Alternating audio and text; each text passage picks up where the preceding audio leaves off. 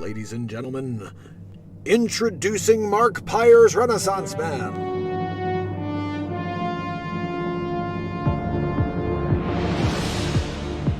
Okay, people, gather round. The Mark Pires Renaissance Man show. Is he still alive? Wait, hold on. I'm not done. Trying to get to the bottom of this. Number 2. Is he still alive? He is Dr. Evil. Why is he still alive, and why did you answer when I was asking number 2? I'm trying to get to the bottom of this. Number 2! A plan is in the works, Dr. Evil. This is wonderful news, number 2. Over 1,000 days in a row, we've managed to keep the world from knowing he exists. Dr. Evil, he's still going and doesn't care. Well, we need to find another way to stop the show. He's making me look bad, you know? Yeah, no. Perhaps we can make him look like racist or something? That may work, Dr. Evil. Perhaps we can get the media to cancel him? This is your best idea yet, Dr. Evil. Okay, number 2. Get me Dr. Facce. Dr. Evil. Dr. Facce is on the evil monitor. Thank you, number 2. Dr. Facce. Dr. Evil, it's Dr. Facce. Well, Dr. Facce. It looks like the gig is up. The Renaissance Man show knows all about you. Look, they created a character after me. We gotta squash him like the friggin' mouse that he is. He calls me a weasel, Fauci. I'm not a weasel, okay? I'm not a doctor. I'm Dr. Facce, okay? Don't call me Dr. Weasel Fauci, okay? Because that's anecdotal. Anecdotal Fauci. That's what they're always making fun of you about. That you're always anecdotal. No, I know. Like I said, that everything's anecdotal. Excellent. Dr. Facce, initiate the final plan. They never even asked you. Welcome, family and friends, to the Mark Pires Renaissance Man Show. We are live every single day of the year for unscripted live comedy, songwriting in the moment, and total inspiration. So join us on a tour of some of the accomplishments and content created in the first 1,000 days and counting of Renaissance Man. So far in 2021, 12 albums and 156 songs have been released into the world. But we're not even close to done yet, fam. My plan is to put an album out every month for the rest of my days, as well as show up for you every single night.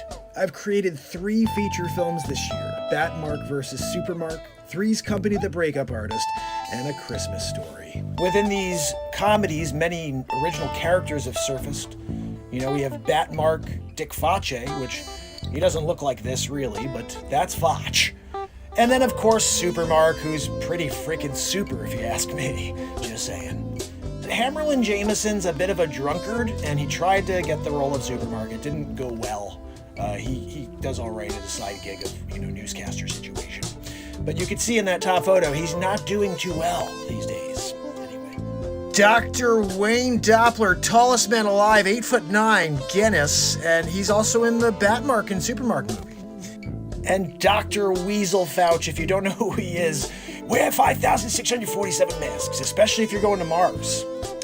Stuck on Mars. I will be making a movie out of that. Sid 45, make sure you don't get rupees. Sid has rupees literally pouring out of his igloo. Francesco Vigilughi, look, if you ever need a cartographer, there's just one guy. The Curious Case of Ben Affleck Head. It's about a guy with a head so large, he could literally change the poles.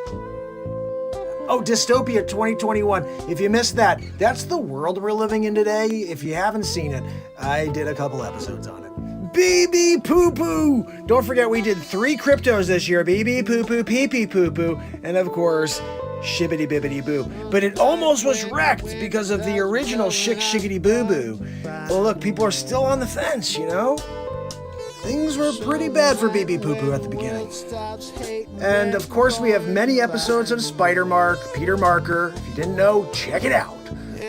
Mark Pires of the Caribbean. That was a hilarious movie. And then if you can't dance, you just, watch this episode. There's 2 of them. Really good stuff. And did you watch Match Game? I did it. And Pressure Luck in it. We did a little Pressure Luck style too, Peter DeMarkin. And if you didn't see Waterworld 2027, I'm the last one left because of the bugaboo. We did many other homages to movies and TV shows and Facce Mulder. Sonny, you still got the cough? There are over 100 insane scenes with Dick Facce. And then of course I saved the world, saved all the animals and stuff too. Zuckerchooch, Donald Trump show, make sure you check that out. And we did a couple of raps over the last year. You may not want to miss those. Trump, Biden, and Christopher Walken rapping? Yeah. Back to the Future, Mark. Guys, the next movie that's coming out, Back to the Future, Mark. You may not remember some of the characters that I was in the past, so let's just go over it in real time. Marxist, I did it. 10 Commandments. Mark Stradamus, telling the future, of course. Oh, and the artwork I created as Leo Marco da Vinci. The Mona Lisa, when I got that freaking red, like murdering a family. That was what O.J. Simpson of the 1600s. Hey, Michelangelo, after you finish that, sculpture, you think you could paint this ceiling? Got it. Circumnavigating the globe is Mark Jellin. Markola Tesla? If I didn't do my time here as Markola, you guys would have nothing when it comes to electricity. I still can't believe it. I'm sitting there, I'm writing the Fur Elise, right? I'm in the middle of it. And they're scratching it out and they're writing freaking that hack Beethoven's name on it, right? Don't even get me started on what they did when I was Wolfgang Amadeus Mozart. Doing the fifth and taking all that work. And then like modern days, when I'm doing Mark and M, doing the 8 Mile situation. Mark and M's the man now, but what I paved the way is the Marktorious B.I.G. as well. When I was Mark Claude Van Damme, I remember that one. Oh, Mark Schwarzenegger? You didn't know I was Mark Schwarzenegger? Yeah, that was funny when I worked next to DeVito.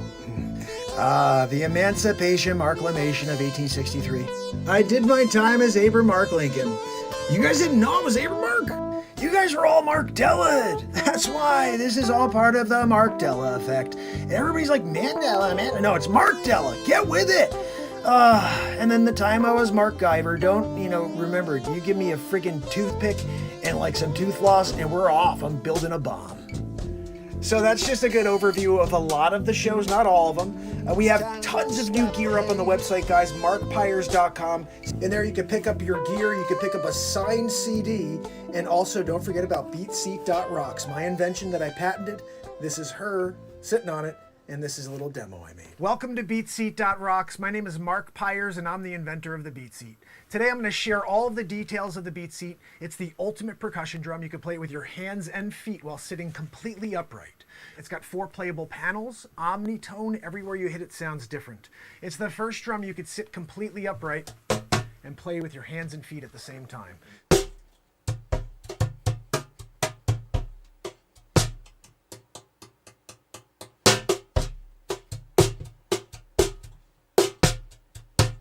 It's the Beat Seat. It's the only drum that you can play with your hands and feet while sitting completely upright. Anything you'd play in a drum kit, you could play on this, because you're playing with your entire body, but you're sitting upright. Your feet do this. So that's the Beat Seat, the ultimate percussion drum. You can play it with your hands, with your feet at the same time. It has unlimited tones. There's so much to explore. I hope to build one for you. Have a great day. Thank you for watching. And of course, fam, I can't leave you without a little bit of motivation. So take these quotes with you as we get ready to rock for one more night. And yes, we will be doing it again tomorrow. So, until I see you in just a moment, it's Mark Pires. And it's Renaissance Man.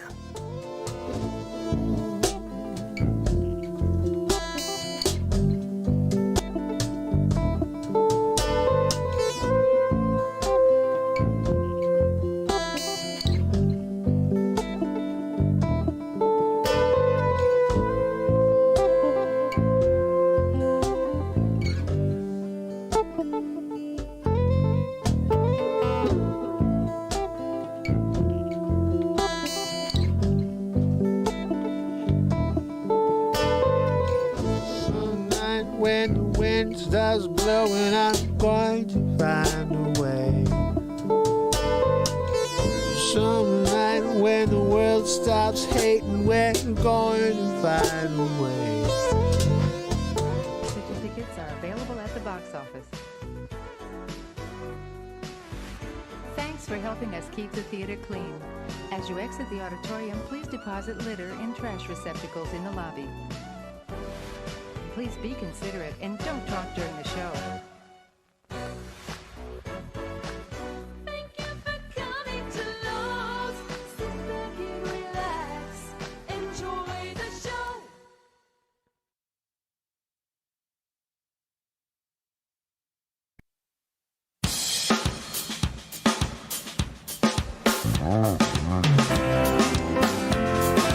It's officially still Tuesday. It's Mark Pires. And it's Renaissance Man. I'm here to ease my mind and help my living. It's Renaissance Man. It's the daily variety show, Mark Pires Renaissance Man. I'm here to connect with you, to amplify your current state, and I'm here with you on day 1107 in a row of the Renaissance Man Show, and we're going to get into it just like we do every single day, fam. So make sure you subscribe, you ding the bell, you let people know we're here every friggin' night of the year. We're doing it. It's 1,100 plus days. We are 4 days away from day 1111 in a row.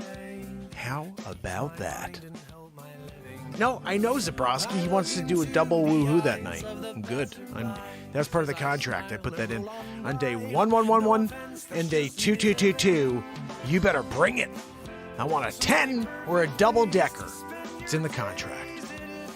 So anyway, I do want to say hi to everybody who's joining, walking in, getting in here late. Hope all's going well. Everybody's doing well in the world. Let's see. Let's try something we never really do. When you get in, announce where you're from in the world. How about that? We never really do that. I think it would be good to know where people are coming in from on this planet, you know? Oh, I'm from Ireland. Good for you. What's going on in Worcester or wherever the freak it is, where they have the highest, CV rate in the friggin' country? What's the deal with that? We have a few news stories for you today. And perhaps a couple other little goodies. We'll see. It's not going to be a very long show. I do have another busy real estate day tomorrow. I have been dropping a lot of shorts for you guys. It doesn't seem like those get any more views than the other content, but I'm going to keep dropping them anyway. And we will see if any of them get through. So everybody, how's everybody doing? There's a lot of crazy stuff going on in the world. We know that. Every day we talk about it, trying to stay around it, really, and not even think about it. But I'm starting to see a breakdown in their agenda. I'm starting to see a lot of the things that for many months and for over a year now, people like myself and others were called conspiracy theorists for having, these thoughts, these concerns, these skeptical, perceptions of what may be going on instead of what is going on. And now here we are, 2 years later, and almost every single thing I've said has come true, except for one scary, scary truth that I still think is going to happen, and I hope it doesn't. But there's a scary truth that there's a massive part of this planet that is now totally bugabooed, and now learning that they should have been a little more skeptical, like we were. And it's starting to break. The ice is starting to crack. And I wanted to share a couple of things with you guys so you can see it. Oh, Zabrowski! Matt Zabrowski got a woo-hoo coming. Can I get it, please? I need it right now. Woo-hoo! Zabrowski! Thank you, my friend. Bringing me up a level. I'm there now. See that? Bernard's from Australia. I knew that, but it's nice to hear him say it again. You know what I'm saying? So we're doing it here, Zabrowski. And Sub-Zero Carrie. She's from Flagstaff, Arizona. I said it twice. Zabrowski. How about you, Zabrowski? Where are you from? Nebraska? No, I mean, like, where is your, like, family originally from? Like, where's the Zabrowski name come from? What are we dealing with over here? Latvia. Latvian. I didn't know that Zabrowski was a Latvian name, guys. Everybody here on TikTok, I want to say hi to each and every one of you. My friend Doug, yes. Well, you know what's interesting, Doug? I took the same green screen that I have for my actual show, which is a radio studio, and now I can have that here when we're on TikTok, which is cool, so you don't just see my green screen. I do have a real green screen that we use on the show, so if you guys want to head over, my link is in the bio link tree, and head over here. Join us. This is the 1,107th day in a row I've been live. We do about 2 hours every day. I'm not sure if I'm going to do 2 hours today, guys. I mean, you know what? If all of a sudden everybody shows up and we're rocking out, I'll freaking do 2 hours. We sit here and we just discuss what's going on in the world. And in general, it's a crazy world we're living in right now, you know? So I just wanted to share, I do have a funny picture that shows what is happening in my world. It's called The Breakdown of Their Agenda. Now, I just want to I want to have an open conversation with you guys, maybe even have some people call in. I'm going to open this up for requests and see if anybody wants to give a call in over here on the talker. How do I do it? Let me see how I make requests happen. Add guests. I'm going to just leave a requests open. How do I do that? I think we go live together. I'm add up to three guests. I don't know what I'm doing. I'm putting it over here though, so maybe allow requests from viewers. All right, let's do that. So if anybody wants to come in and chat with me, we are talking about the agenda of the world. And now this could be what you believe the agenda is. I'll tell you what I believe the agenda is. I'm scared about our future for my children, for your children, for us. We have limited moments in this life to exist and also to find something special, to enjoy a piece of happiness, and we can't get there without some conformity. We need to figure out how to come back together as a planet. My biggest concern about that is the agenda, as I see it, is to split everybody apart. It's to take everybody, no matter what their opinion is, and make it seem evil. And good is evil right now. Evil is good. It's a weird time in history, but no matter how much you spread a message that's a lie and how many people start to champion that message, it still doesn't make it true. So, let's discuss it. Let's figure out where we are. I'm going to open this up. I can't do I need you guys on YouTube if you want to get in on a call, or yeah, I think it's a call. Get over here on TikTok. Whole milk versus 2. It depends. 2 if I'm having cereal, whole if I'm drinking a friggin' cough. Hold on a minute. I got my cough. You put a whole milk when you're doing the...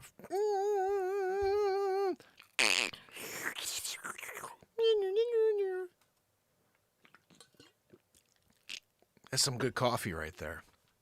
You know, when you're doing it, you throw the whole milk in. When you're doing a coffee, cinnamon in it, throw a little cinnamon, some freaking sugar in the raw. You're doing it, drinking it down. But 2% if you're taking down some Life cereal, or you're doing, you know, I've been on a Life cereal, cinnamon Life cereal kick lately. I've been looking at the sides of these freaking boxes, and they say they have like some sort of chemical in it that's also, I don't know, it freaks me out, but I don't see it in Life cereal. So I'm like, some sort of like triphosphadium. I'm like, whatever. I don't want to see. Anytime I see that, Lucky Charms, Cinnamon Toast Crunch, Golden Grams, all the cereals I used to love, it has it in it. I'm like, done. I'll go with Cinnamon Life for the rest of my life if I have to. I'm going to live a cinnamon life. By Menon. We're doing it. What's that, Zabrosk? I'm living by Menon situation. You can't. You're over there drinking your Yoo-Hoo. You know, Zabrowski gets a 6-pack of Yoo-Hoo daily from the Renaissance Man Show. We give it to him. It's part of the green room situation. He shows up. Joanne Soros, by the way, related to George Soros' daughter. I figured it out. I had Maury Povich come in, and he did it. He was like, in the case of George Soros and Joanne, your assistant, Mark. George, you are the father. There was a guy running around. Whoa, what? No, you are the father? You kidding me? Freaking out. You know, he was doing it. He wanted to be, he did it like a TikTok. He was on the FYP page. You know, he's like, what? Oh, no, George Soros is the daddy. Yo, Joanna. You know, the problem is with Joanne, she can't get out of the studio right now. She's got a humongocarditis. When she went and got more than one bugaboo, this is not her fault. She went in to just get one. She gets in line, has an adverse reaction. Look. Oh, no, they never happen. Friggin' happened to Joanne. Falls on her side. She starts doing a shakeroo. Doctor's running away. I don't know what to do. He calls his friend. I'm a little nervous. He's never had this happen because it was his first time giving a bugaboo. First time gives it, Joanne. She falls down. Nurse is walking by. He got like a 6-pack of bugaboos walking around like this, like Freddy Krueger, ready to just stab people as she goes. She's like, oh, there's somebody who looks like she needs one. She's shaking. Let me give her another. Double-decker. Double-decker. Joanne sitting back there now. The heart went myocar. She went into the myocar state. We were the first one in the books who had the call. Oh, there's this new thing, myocar die. Yeah, we know she had it. 2 days later, we're getting calls. They say, wait a second, what's going on with her? I said, she's starting to have trouble getting out the door after each show. It's looking like a gigantocarditis. And when we got, confirmation that it was a gigantocarditis, it was already too late. We were on to humongocarditis. It's a sad day, when Joanne could no longer fit out of the door, the studio. I had to call the Kool-Aid company.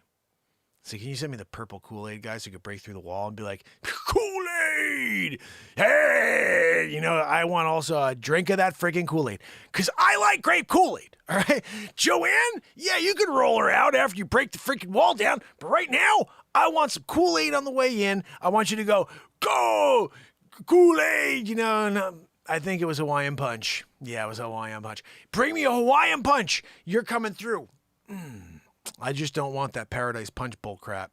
You better not give me the Paradise Punch because I'm just going to walk out that door. Niall Parkinson, how are you, my friend? I'm so glad you're here. And Tommy is the man. I love Tommy. It's a pleasure to see a new face here, Niall. I've been here for 1,107 days in a row, just providing a positivity platform. I improvise everything in the moment. There's never been a script. Anything you're seeing now is just me being a goofball in order to distract you from the dying world we're living in. I'm having a hard time dealing with all the negativity, so I show up here every single day for 2+ hours for the last 1,100+ days in a row. 3 Christmases, 3 Easters, 3 of my wife's birthdays, my kids' birthdays, in order to just leave a positive message for this planet.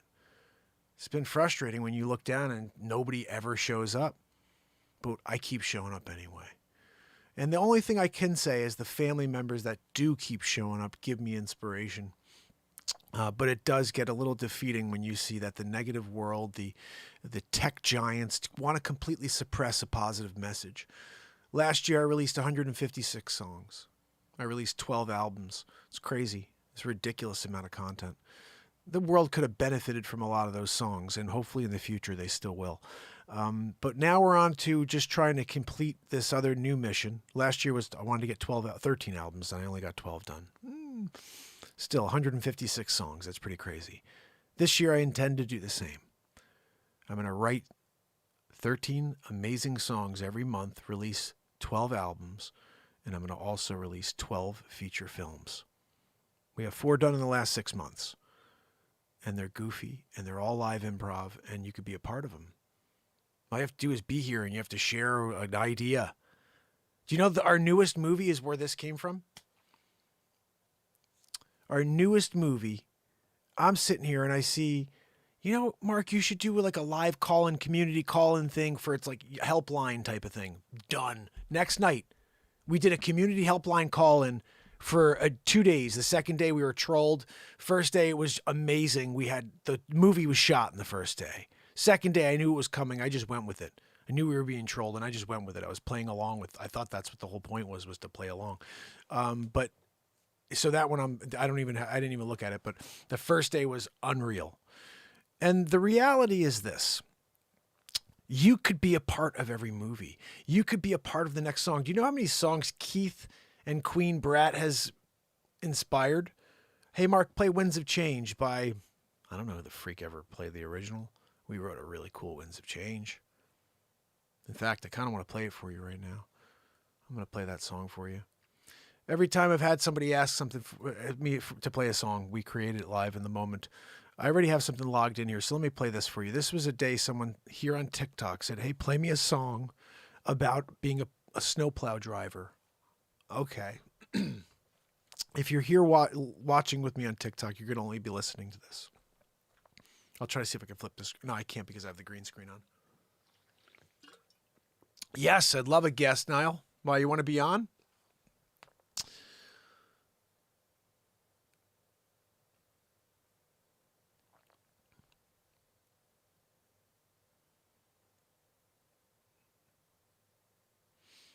Niall, yeah, I'm looking to have guests here every night, to be honest. I'm live every day of the year. I intend to start interviewing people for 5 to 10 minutes every day. Doesn't have to be a long chat. But I do feel like it would be necessary in order to just get into more debates, more conversations, more discussions about different beliefs and also interests. Like, I want to have more alien conversations on the show. I want to have more spiritual conversations, more afterlife conversations, more connections to things that nobody else can see conversations. So if you know anybody who's into that stuff and could provide us a bridge to more information, let's set it up. You know, this is a truth platform because when you live in the moment, that is the only way you can create, is when you're living truth, when you're finding enjoyment. I used to laugh when people asked, well, how did you think of the drone? What was that all? How'd you get to the drone? Well, that was easy. When you're enjoying yourself. I was writing a lot of music. I was selling real estate and enjoying that. And I got to a point where now I'm realizing I had to hang the guitar up to get my real estate license. I just kind of stopped playing music, stopped writing. And I don't know, I just started thinking to myself, how do you provide the best possible service? And I thought about the drone. Nobody had thought about buying a drone for real estate yet. This is 2013. So I went and spent a stupid amount of money because at the time it wasn't popular yet to buy the first DJI drone. It's like the best drone you could buy, a Phantom at the time. I got it. I started providing my clients drone aerial photography free of charge, just part of my service. You hire me. I'm the young agent with a proactive mindset, somebody who's going to think differently, provide you with free aerial photography. And also I have 13 years of construction background. So all of those things, I think, put me in a different category when it comes to me being a realtor against every freaking person in my town or towns. So that's what I led with. And the drone was a huge advantage. It led to a lot of extra business. And then my wife called it. She goes, you know, you just told everybody to buy a drone.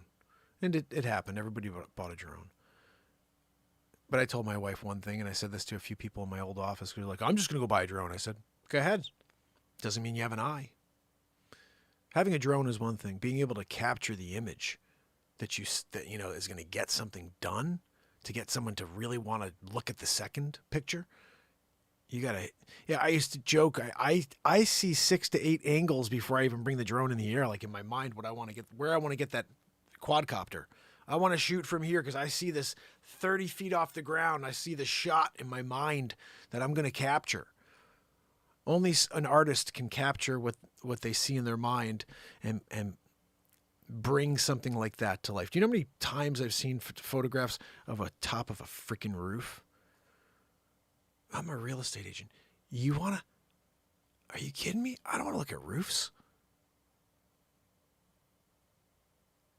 I don't want to look at roofs.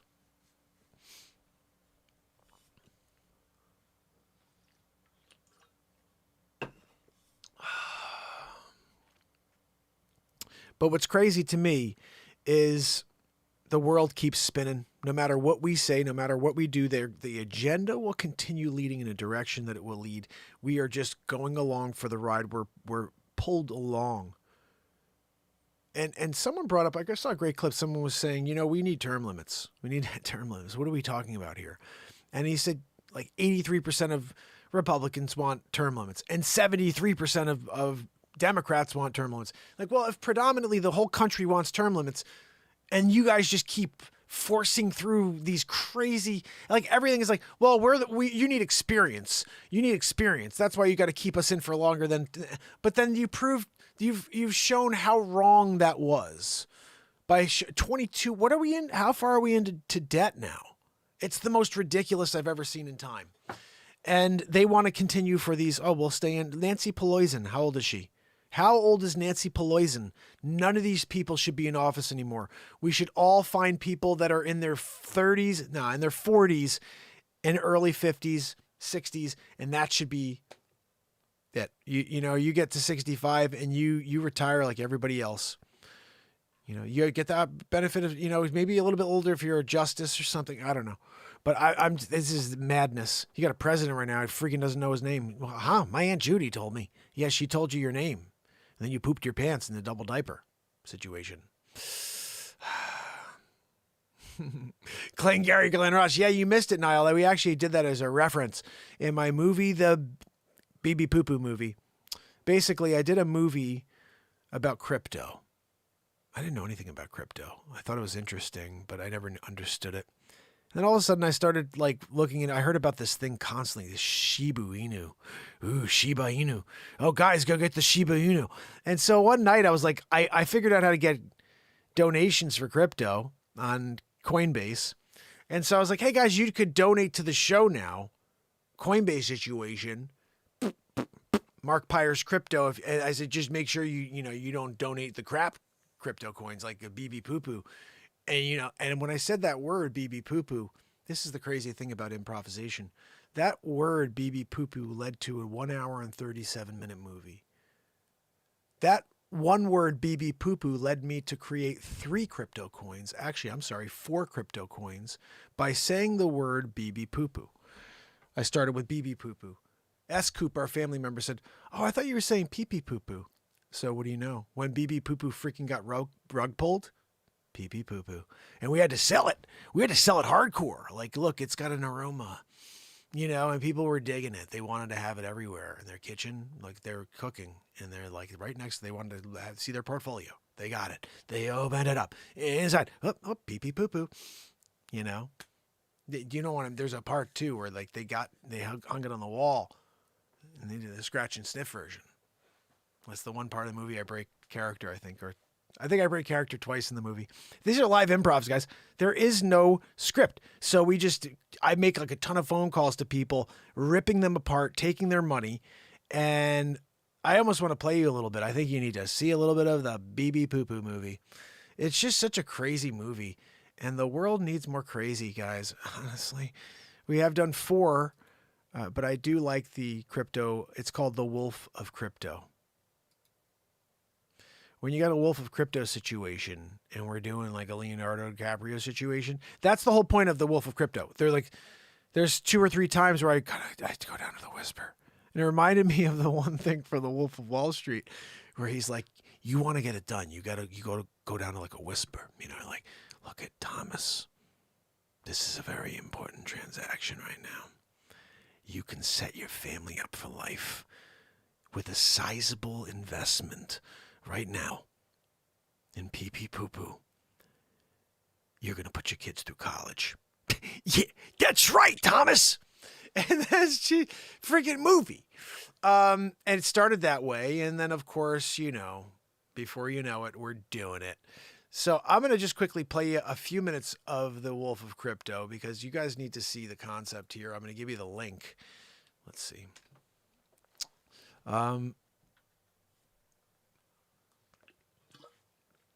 What's interesting, Niall? I saw there's this guy, what's his name? Richard Hart. He's the creator of Hex. And he was like, all these people selling JPEGs, like NFTs. And he's like, they're going to all lose all their money. He's like, there may be 1 or 2% that wind up being something, just like everything else. But everybody's just going all in on these like NFTs. And he's like, it's a freaking photo that everybody else in the world can have. But you just are like, oh, it's like, and he's like, the best way you can explain this is like, yeah, I'm married, but everybody else in the world gets to also have my wife. Like, what? And I thought about that. I was like, it's so true. Like, how long is that going to last, But the issue that I still see is us going into a world where people are not living in the current reality. They're actually inside some friggin' meta universe. Meta means dead. You are dead to the world around you. You're living in some non-existent virtual world where there is some sort of value in having some stupid skin or some gold chain around your neck that you can't get unless you pay for it in the metaverse. And so that is the insanity we live in. And I think that is the issue. with everything going on around us. I almost feel like the entirety of this pandemic was to keep us all in our houses so we get more attached to the tech. So we're so focused on it that they can just usher in a new era, a new currency, crypto. It's a worldwide, digital currency that they control. More internet control. We're now connected to this friggin' metaverse, but we're so conditioned to it because we were stuck in our homes for 2+ years, sitting on our friggin' devices. It almost makes perfect sense. And then you have a culling because honestly, within 2 to 5 years, AI takes over and they don't freaking need us. They do not need us anymore. So at the end of the day, you start looking at all these potential realities. You think about the Bilderbergs that started in something like the 50s, and they said something like, do not let any of this out because this is an act of war. And what they're doing now is everything. It's the freaking right out of the Bilderberg playbook. Everybody's just like, yay, let me get in line for my 9th shot. What are we talking about? If you said the first was good and then you're on to a second, you lost me. You're on to 4? Oh, maybe this one will work. Hold on a minute. When you got a Dr. Weasel Fauci situation and he shows up and he's like, well, put down 3,747 masks. Dr. Weasel Fauci, I'm here. Make sure you wear a double-decker. Wear your mask on double-decker situation. Guys, you're on TikTok. You're not seeing the Dr. Weasel Fauci mask. It's Dr. Weasel Fauci, by the way. I changed it. All the T-shirts, all the mugs, they say Dr. Weasel Fauci because he's a freaking Weasel Fauci. Hold on a minute. I told you. Wear a triple-decker, 746 masks when you go out to the gas station. You don't want to huff that gas and also get COVID-9. Dr. Weasel Fauci, I'm at your service. I'm going to tell you one thing and listen to it all day. Masks work. Get a double-decker. Go and get a bugaboo. I got a triple-decker for you. And then when you go home and it doesn't work, you got civet. It's because you were stupid. And you need another boost. You didn't get a 9th boost yet? It's because you didn't get the 9th boost. It would have worked. It would have worked if you got the 9th boost, but you only got 8 boosts. And that's why we've made it now procedure that it's a bugabooster a day to keep Dr. Weasel Fauci away. By Fauci.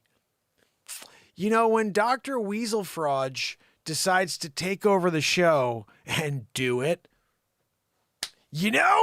what's that, Joanne? No, Joanne, you cannot date Dr. Weasel Fauci. Joanne's looking for a boyfriend. Look, she's been stuck here in the friggin' back in the coop. I call it the chicken coop, Jim's chicken coop. Back there doing it, She's doing the drawer. How many times does she have to open up that file cabinet, right, guys?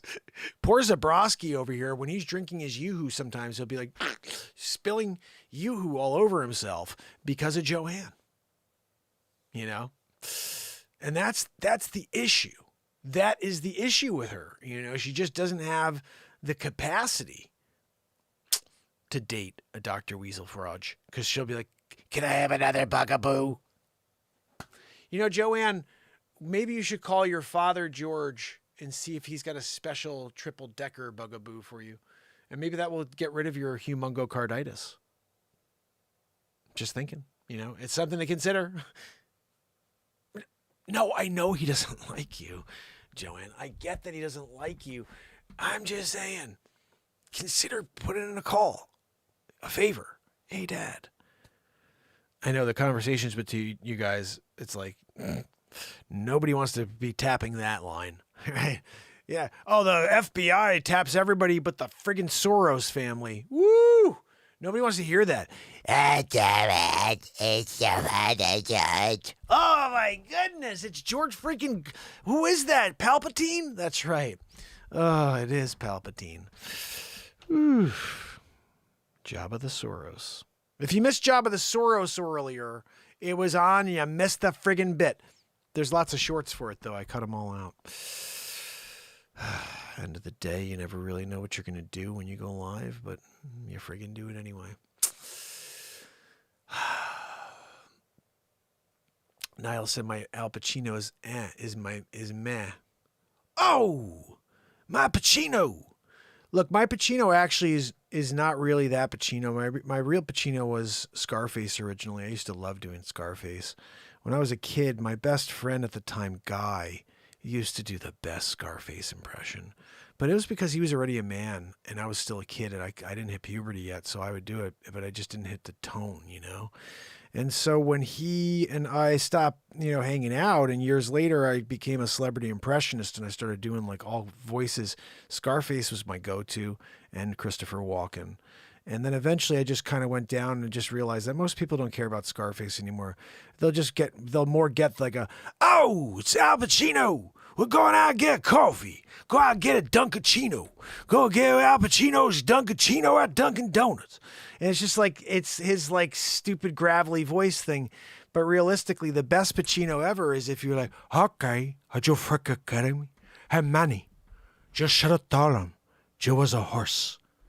They would have let you in. It's the freaking best line in the movie. Nobody realizes it's happening. But Manny and Tony get on the bus after having that conversation. Where'd you get that scar, huh? Eating... How am I supposed to get a scar like that eating Ming Ming? Huh? What are we doing? Huh? Okay. My father, Antonio Montoya. Wait a second, isn't that Antonio Montana? There's one of my favorite scenes in Scarface is Tony walks into the room. He's got his arm in a sling. And freaking Lopez is on the phone talking about how his, the little Lopez's 1-3-2-1 today. What'd you do? Fix the amps? Donnie, what happened? The Diaz brothers. I can't do it because you start saying F to this and F to that. Oh, jeez. Hey, Frank, do you know what a Hassa is? A Hassa is a pig. It don't fly straight. You don't fly straight either, Frank. Donnie, what are you talking about, Donnie? Donnie. Don't kill me, Donnie. I ain't gonna kill you, Frank. Hey, Manny, you're a piece of shit. No! Every dog has his day. Right, Mal? Wasn't right clipping you and Eddie like that. I told him. The wife and I going out in the town tonight. Going away next week to Paris, France. Oh, yeah? Maybe you can fix yourself a one-way ticket to the resurrection. You frickin' punk. You can't shoot a cop. Whoever says you was one. No, wait a minute. I can fix this. Sure. That's when he does the line to the resurrection. So long, Mel. Have a good trip. My favorite line, that's when he doesn't say trip. So long, Mel. Have a good trip. Says twip. Have a good trip. Who says twip? That freaking Pacino. That's the genius of Pacino. So long, Mel. Have a good trip. Hey, Sosa. I never effed up nobody who didn't have it coming me, okay? All I have in this world is my word and my boss. And I don't break them for nobody, okay? I told you one time. You tell me one time, okay? I don't need to tell me 5 times. I sit here on the phone. You tell me one time. Hey, Manny, come here. We'll fly away, Pelican. Come here, Pelican. You, come on, give me a kiss. Come here. You give me a kiss, Manny, okay? Okay. Hey, what are you talking? You can't talk to me. Okay. You kidding? I thought you all did hell.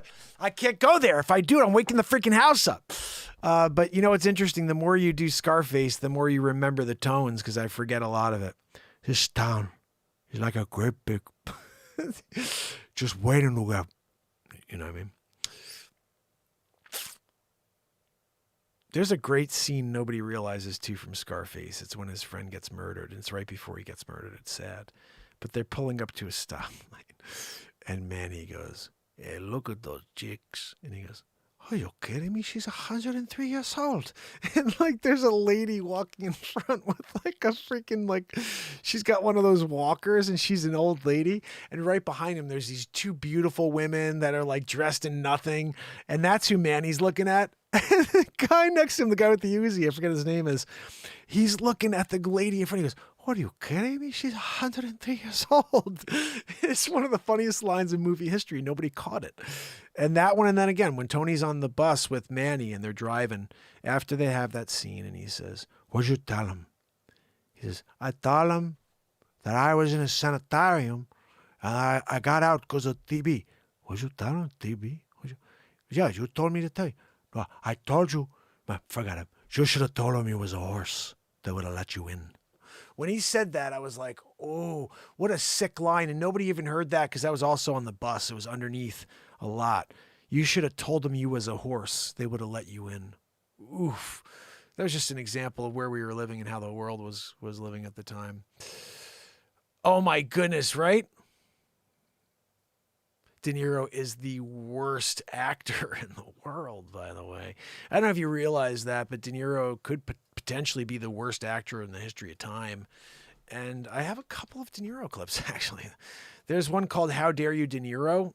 And this is from last year sometime. It's not very long, but I want to play it for my friend Niall because this is an example of my comedy. This is one of my characters. He's basically Andrew Dice Clay, but without the penchant for like going after women and the, you know, crude women jokes. He's always looking for respect. Facce looks for respect. And he's also the star in, I guess, one of my movies. Yeah, he wasn't in the others, but he was in my first movie. And he played the villain, Dick Facce, in Sonny the Fists. Check this out.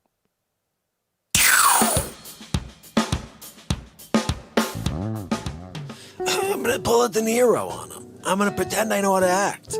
And when they say, "Oh, action," I'll just talk like myself. And be like, "Oh, let's give him an Oscar. He's the worst. Are you kidding me? De Niro? How dare you?" Hold on now, man. I was up for a part. I was up for the part that he got. Yeah, in Bronx Tale. He's right. I was there at my table. They're like, "Hey, we're auditioning for Bronx Tale." I'm like, "I'm in the friggin' Bronx already. I got a table here with an espresso and a biscotte, dipping the biscotte right here while you're filming over there. I'm already typecast for the part. What do you want me to do?" They're like, "Oh, you got to read these lines real quick. These over here." I'm like, "Okay, I could do that." I did that. They're like, "You're the genius that we've not seen in our lives."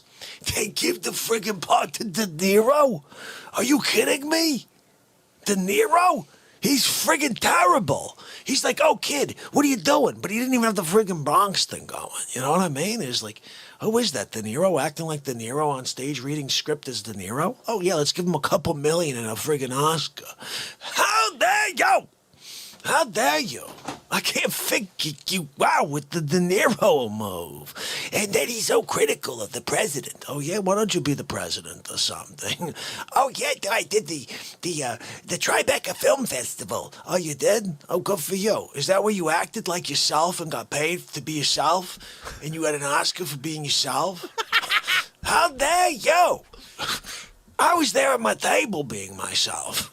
I was being Facce. Getting respect. They friggin' disrespected the Facce by hiring Robert De Niro. He's not worth the De Niro, okay? He's not worth the De Niro. Oh, how dare you? Oh, we're gonna give him millions and an Oscar. Oh, what did he do? Well, he read the script. Suddenly, could you believe this? They give De Niro millions and a friggin' Oscar. They said he was a genius.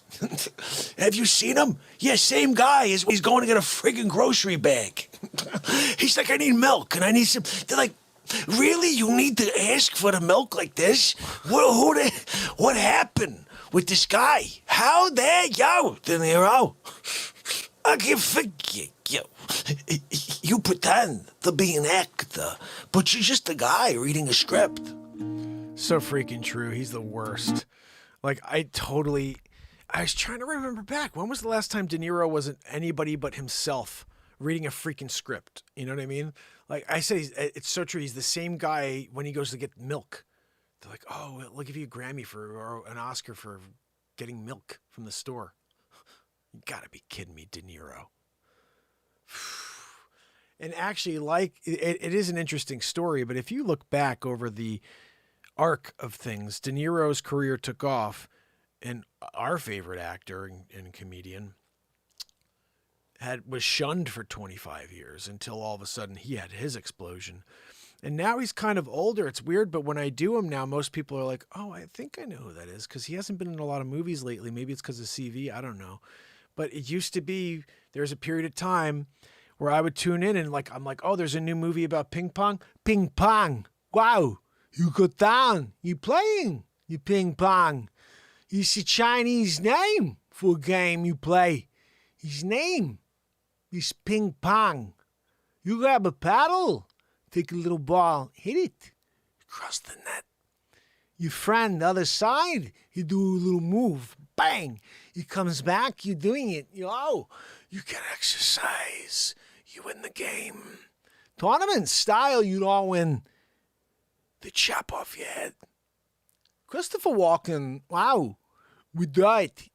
I'm there, running things, playing it ping pong style. Wow. Then I went to Wedding Crashes. Yeah, with Owen Wilson, of course. He's my daughter. You can't date my daughter. Of course I'm going to date your daughter. Well, let me go out with her. We're going to have a good time. We're going to do it. Whoa, what are you talking about here? Wow. Christopher Walken, you can't. Rachel Maddow. It's not her name. Whoa. Whatever. The name is something with an M. I forget.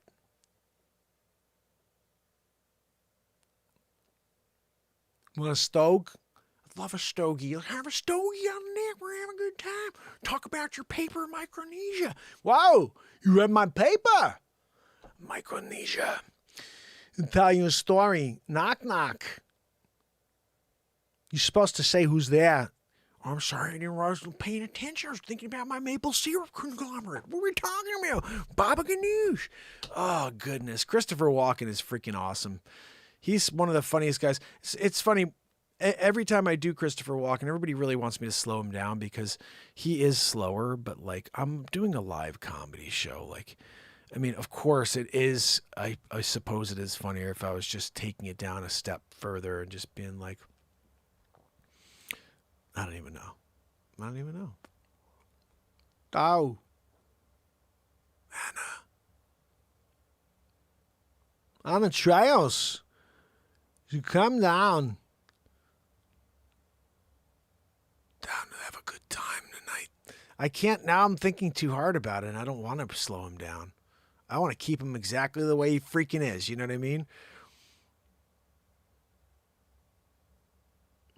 One of the things that I think is crazy, and I've never heard many people do one of the impressions I do that I think is pretty silly. And I'm not sure I don't think it's because he's that hard to do. I just don't think people care to do it. But one of my favorite movies of all time is What About Bob? And What About Bob is crazy because you've got two amazing comedians working off each other between, Dreyfuss and Bill Murray. And Bill Murray, classic Bill Murray, just kind of like loosey-goose, having a good time type of situation. And then this uptight, stuck-up doctor, you know what I mean? Like Richard Dreyfuss playing that really... And it's always been one of my favorites because of that, And you get the first phone call is like, hello? Dr. Marvin, it's Gil. Can I come up to see you? I'm with Gil. Bob, I don't treat patients on vacation, Bob. Dr. Marvin, I'm doing the baby steps. What am I just need to come up. I could bring Gil. Bob, Faye, I don't treat patients on vacation, Faye. Tell Bob I'll see him when I get back from Lake Winnipesaukee. But, Dr. Marvin, I'm having a crisis of faith here. Call the service, Bob. If you call the service, Bob, there's somebody on staff to handle you. I'll see you when I get back. Oh, goodness. Kurt Russell also has one acting face. That's kind of true, Kurt Russell. I don't know really what he does, but he's the same. in every freaking, role. Most of the actors that you love are exactly the same in every single role.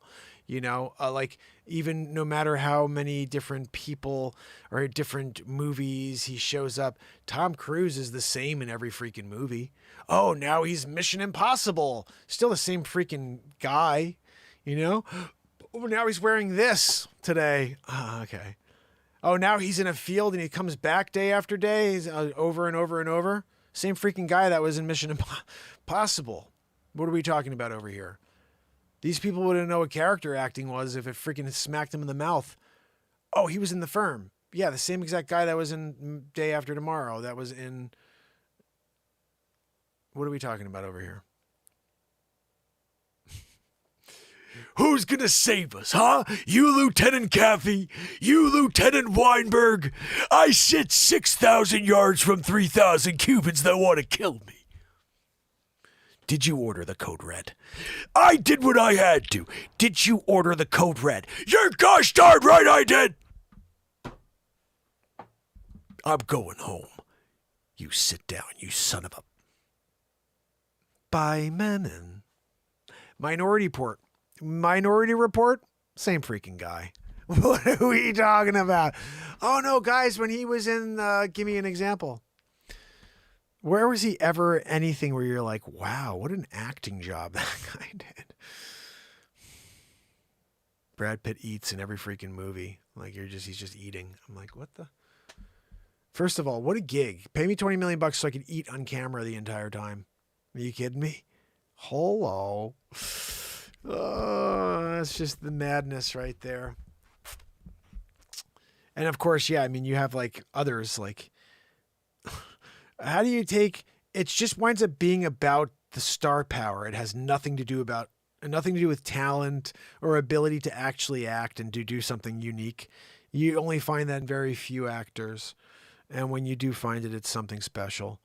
And that's why people like Sean Penn became so popular as actors, because they have the ability to take on characters. And I think in general, he's obviously a bit of a chooch when it comes to his personal, political beliefs. But he's a great actor. See, this is the thing. I can respect the fact that he has some completely out there beliefs politically. He's a great actor. Robert Downey Jr., great actor. He can become a character. What's his name? Roth. You know what I'm talking about. That guy could become a character. You got to find the people who can actually act. We do a bit of that here on the show, I guess, with all these crazy characters. But in general, it is about taking on a new form, a new voice, a new persona. When I'm Dick Facce, I'm freaking Dick Facce. When I'm Stuck on Mars guy, which is essentially me, and like I'm me in a lot of stuff. I'm a De Niro situation on a lot of stuff. Like when I'm doing all the reporter stuff, I'm being me, but just as goofy as possible. And I'm Mark Pires. I'm not saying I'm somebody else, but also when I'm Peter Bishop, I'm also being Mark Pires. I'm just being a goofball traitor that just came up with the name Peter Bishop, and then that ran for the entire movie. And then now is the star of the next movie. So this is the madness of this show. I came up with BB Poo Poo led us to a full movie. I said the words, it's Peter Bishop, BB Poo Poo. And all of a sudden, that's the name. That's my character's name for the whole movie. The name came after we started filming for 35 minutes. If we watch the movie, you're going to hear me say those two things. BB Poo Poo, then you hear me say, it's Peter Bishop from BB Poo Poo. And then from there on, I just remembered that was my name the whole time and kept bringing it on the rest of the movie. And in fact, I think it's a great name for a pseudonym, somebody who's going to be your that alter ego type of situation in the movies. You got Mark Pires and Peter Bishop working hand in hand, not a bad duo right there.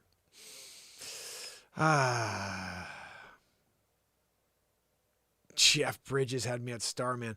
Jeff Bridges in The Big Lebowski is one of the greatest movies of all time. The dude. I'm the dude. Like you're who's awesome in that movie is freaking John. Is it Turturro? Yeah, John Turturro. Ooh, nobody remember that, Jesus.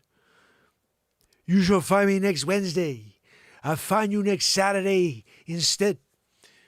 Whoa! He's like screaming. I love that. Jesus. You said it, pendejo. Nobody but with you, Jesus. I used to love that movie. My friend, oh man. My friend Pete and I joined a bowling league for 6 months because of The Big Lebowski. Oh yeah. 6 months. I have my own freaking bowling balls because of the Big Lebowski. I bowled a 300 game because of The Big Lebowski. I could bowl myself because of The Big Lebowski. It's a great game. Bowling is awesome. My friend Corey and I, who's like this genius, you know, he works for a government agency that's NASA related, and he's super genius. And we used to go weekly and go bowling until the pandemic came along. And we just were in touch last week about getting together. But I used to ask him questions he can't answer because he knows a lot of stuff he can't answer. And I'd be like, so, like, how many different species of aliens do you know about, you know? And he'd be like, oh, Mark, you know, I can't talk about it. I'd be like, I know, but how many? And now I'm thinking, too, like, what if, because there's been a lot of disclosure, I asked him, I said, there's been a ton of disclosures. Does that leave you open to speak to me about a few things? Or are you able to at least respond with an affirmative when I say something that's closer to the truth? Like, I have a lot of things swimming around my mind on what's really going on out there. But let me go into a few news stories that I have for us today. I do think it's a good time for us to discuss what's happening in the world around us. We're going to be doing this every single day here on the Renaissance Man Show, so make sure you do subscribe here on YouTube. Link in bio. Scientists believed COVID leaked from a Wuhan lab. Yeah, we call this Fluhan. And bottom line is I basically called this from the beginning, like everybody else.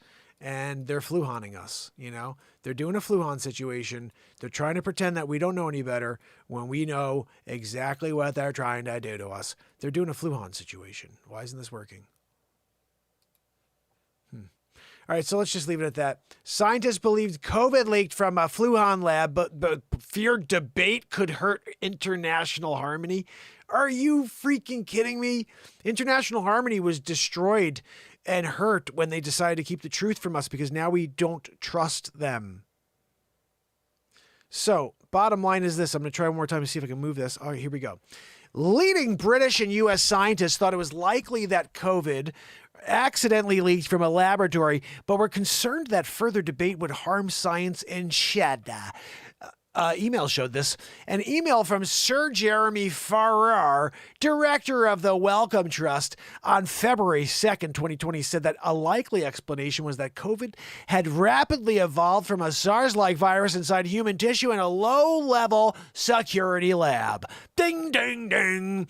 The email to Dr. Anthony Weaselfrauci and Dr. Francis Collins of the U.S. National Institute of Health went on to say that such evolution may have accidentally created a virus primed for rapid transmission between humans. Isn't that interesting, guys? You're a conspiracy theorist, Mark. Excuse me. 2 years later. Vindicated. Right? No, I know, Joanne. I've been saying it the whole time. Nobody wanted to believe me. Oh, goodness. It feels good. It does. No, it does, Joanne. It does feel good. Stop it. Don't throw freaking doll hair at me. She thought she had a moment of, you know, she could get one by me, but I was taught by Bruce Lee. When you get it and you've been back in time and you can duck from envelopes full of doll hair, because I paid Joanne doll hair. I'm not sure if everybody knows that. I'll fill you in later. Bottom line. Here we are, right in the middle of it. Viscount Ridley, a co-author of Viral, The Search for the Origin of Cove. I got to say words that we don't get in trouble for. So these emails show a lamentable lack of openness and transparency among Western scientists who appear to have been more interested in shutting down a hypothesis they thought was very plausible for political reasons. Isn't that interesting? What was going on last year? What was going on last year at this time for political reasons that they would keep that information from the people? I wonder. Orange man bad. Ooh, orange man racist, Nazi, xenophobe. Really? Are you freaking kidding me? I'm here winning big league. I got Melania. We're gonna go out to Mar-a-Lago tonight. I'm gonna sit out at a friggin' restaurant. I got the Secret Service, baby. Yeah. What's that, Melania? No, Melania, don't go near my gold toilet. I gotta take a poop-a-doop before I go. I'm gonna think about Joe Biden. Sleepy poopy pants. I heard he poops his double diaper. Yeah, no, I sent him a note as the former president. You should wear a triple diaper, Joe. Make sure you're not triple diaper due when you got a little leaky situation, you know. What? Well, no, Melania, don't even gaze at the gold toilet. You could smelt it. Whoever smelt it dealt it, Melania. Where's Barrett? Are you freaking kidding me? Are you kidding me? He's sleeping at 12:15 in the morning. We're here. We're doing a Renaissance Man show. I gotta introduce him to Dial. He's there. He's good. You can't wake him up for the love of God. Use that Slovenian charm. Scientists were particularly concerned by a part of the CV-19 called the furin cleavage site. Ooh, that got a little weird. Like they're trying to trick us again, CNN style. Ooh, the furin cleavage site. Now everybody's thinking like dirty about it. They're like, ooh, it sounds like it's a good thing. CNN's spinning it, spinning into the little fake news situation. A section of the spike protein which helps it enter the cells and make it so infectious to humans. That was brought to you by the National Health Administration Services, I think it's called, something like that, and by Dr. Anthony Weaselfraudchi, and also by Menon. I don't think by Menon was involved with that one, but we always have to add it in because they are a sponsor of the show. Summarizing Professor Farzan's concerns in an email, Sir Jeremy said he is bothered by the furin site, even though it's got a cleavage situation going on, and has a hard time explaining that as an event outside the lab, though there are possible ways in nature, but highly unlikely. Wait a second. You got Dr. Weaselfouch saying, it's very likely. It's very likely that it came out of a lab. I was there. I went into I wasn't. I flew on it. He did a Fluhan situation. I think it becomes a question of how do you put all this together? Well, maybe get rid of the weasel Farachi. Just saying. Whether you believe that this is a series of coincidences, what you know of the lab in Fluhan, how much could be in nature, accidental release, or a natural event. He said he's 70-30 or 60-40. I think he's full of crap. It's 99-1. And Frauchi's the only one who's like, no, look, it's anecdotal. Anecdotal. It came out of a freaking ground. The bat, it emerged. Freaking liars. Anyway, we're moving past the story. I can't deal with a weasel Fouch anymore. I don't like it. What are we talking about? We're going to do a weasel Fouch all night? Who wants to look at that chooch? China switched on its nuclear fusion device that's 5 times hotter than the sun. What are we talking about over here? They're putting on something hotter than the sun, and we're like, okay, yay, China. Still can't get over the fact that they released it. They released this thing into the world, and then they're also the ones who had the cure. Oh, here's the sequence, too, guys. Just download it off of our, main servers here in Shada. Are you kidding me? So you took the sequence of the Chinese, you put it in your freaking lab, and a day later you had a freaking vaxaroo? Are you kidding me? Melania, they got a bugaboo for the Chinese who also released it on the world. Yeah, this is like a picky in the brain situation. What are we going to do tomorrow, Brian? Narf. Same thing we do every day, Pinky. Try to take over the world. Bum, bum, bum. Last week, China switched on a nuclear fusion reactor. The artificial sun is known as the experimental advanced superconducting tokamak, or EAST for short. After turning it on, China noticed record high levels of sustained temperatures. According to China's state media, which we could really trust, by the way, people, the EAST reactor ran 5 times hotter than the real sun for over 17 minutes. Interesting. How do they know how hot the real sun is? Is somebody going to stand on the surface of it? China says its overall goal with the nuclear fusion reactor is to provide near limitless clean energy. Really? I'm down with clean energy. I got a freaking electric car now, paying through the friggin' nose. Gotta be kidding me. The hope is that the reactor can mimic the natural reactions that occur within stars like the sun. The idea is one that has been proposed for years. However, creating a workable artificial sun has proven to be difficult, despite decades of research. The latest run, though, could help China break through the walls that have been holding back researchers for years. The recent operation lays a solid scientific and experimental foundation towards the running of a fusion reactor. Gong Zhenzhou nailed it. One of the experiment's leaders and a researcher with the Institute of Plasma Physics of the Chinese Academy of Sciences said, if China can continue work on its artificial sun, we could see more breakthroughs in the future. 17 minutes might not sound like long, but when you have something running at more than 17 billion? 70 million Celsius. 70 million Celsius for that long. It's pretty impressive, to say the least. He didn't say a least. That's a lot. That's not the least. That's a lot. Previously, we've also seen other artificial suns reach upwards of 100 million degrees. Wait a second. That's more than 70 million degrees. What are we talking about? What are we, another record level. The idea behind nuclear fusion reactors isn't exactly easier. The entire basis of the idea is built on replicating the physics of the actual sun. Artificial suns do this by merging atomic nuclei together to generate massive amounts of energy like we do on the Renaissance Man show. Researchers are then trying to find ways to transfer all of that energy into electricity, like we're doing, trying to transfer that energy into you guys to feel good about life. What are we talking about here? Because artificial suns don't require any fossil fuels to run, they also leave behind no hazardous wastes. So bottom line, guys, get a freaking artificial sun. Just go out and buy one. What are we talking? You can't go get one? Surprised you're not going to do that. We're going to call you out on that. I think you should have done it. So desperate, Kim Jong-un pleads with citizens to make more poop-a-doop. He should call Joe Biden. That's what he should have done. You can't call Joe Biden and ask him for a fill-up.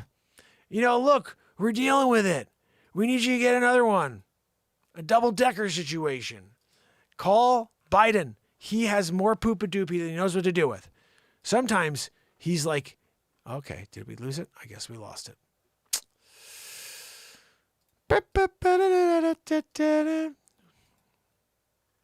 Come on. Anyway, the storyline goes like this. They need poop in North Korea. And so Kim Jong-un made it like a really exciting thing to do, like they did here in America, where they're like, go ahead and get your bugaboo. Everyone's doing it. Here's $100. They're doing it, but they're not. They're saying they're going to whip you and they'll kill you and they'll put you in jail forever if you don't poop a lot. It's a mandatory amount of poop you need to bring in per person. I'm not even joking. I don't even understand. I started thinking about how horrible this is. Just wanted to share this side story.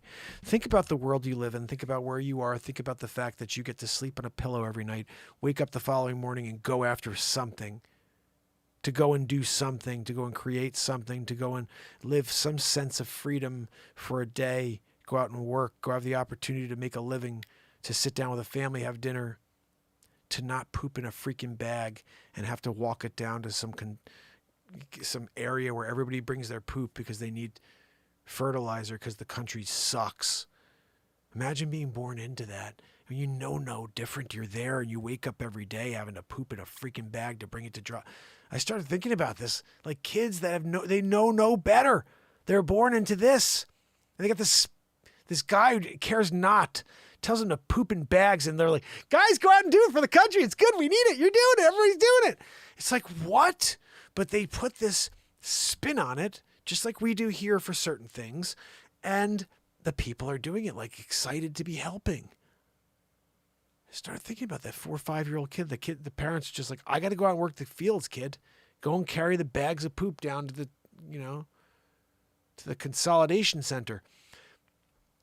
And these poor kids never have a chance to experience life, to find anything creative in order to find a smile. And that saddens me. But I would say the good thing about the internet, although they limit it in places like that, is the internet is basically everywhere. So if somebody wants to find this show and finds it in some place like South Korea or North Korea, it's live every day of the year. 1,107 days in a row. But that was an insane story. When I saw that, I was like, are you kidding me? Last story of the day. This one's interesting. I went and I got my electric car recently because I knew what sleep sofa Joe Biden was doing to this country and that we would be dealing with a super hike in gas prices, which I was absolutely Mark Stradamus on. Did it. But I said when I got my new car, which is the Ford, it's like they call it a Mustang, but it's not. It's an electric Ford. They call it the Ford Mustang Mach-E, but it's so cool. The car looks awesome. Got so many weird issues because it's a freaking first series. Oh my goodness. And the crazy thing about a first series is anything first series that I've ever seen in my life has issues. You know that to be true, right? Nothing's ever been released to the public as a first series and it's like, hey, it's ready to go. No, there's always something. For example, I got my car in July. It was out for 9 months at that point. I get the car in July. Just a month ago, I get a notification somewhere over here. Yeah, here we go. Oh my goodness, wait a second. What's this? What's this over here, Mark? Recall reminder? Hold on. I got a recall reminder on my car? Wait, what's going on here? Let's just see what's happening here. Let's see.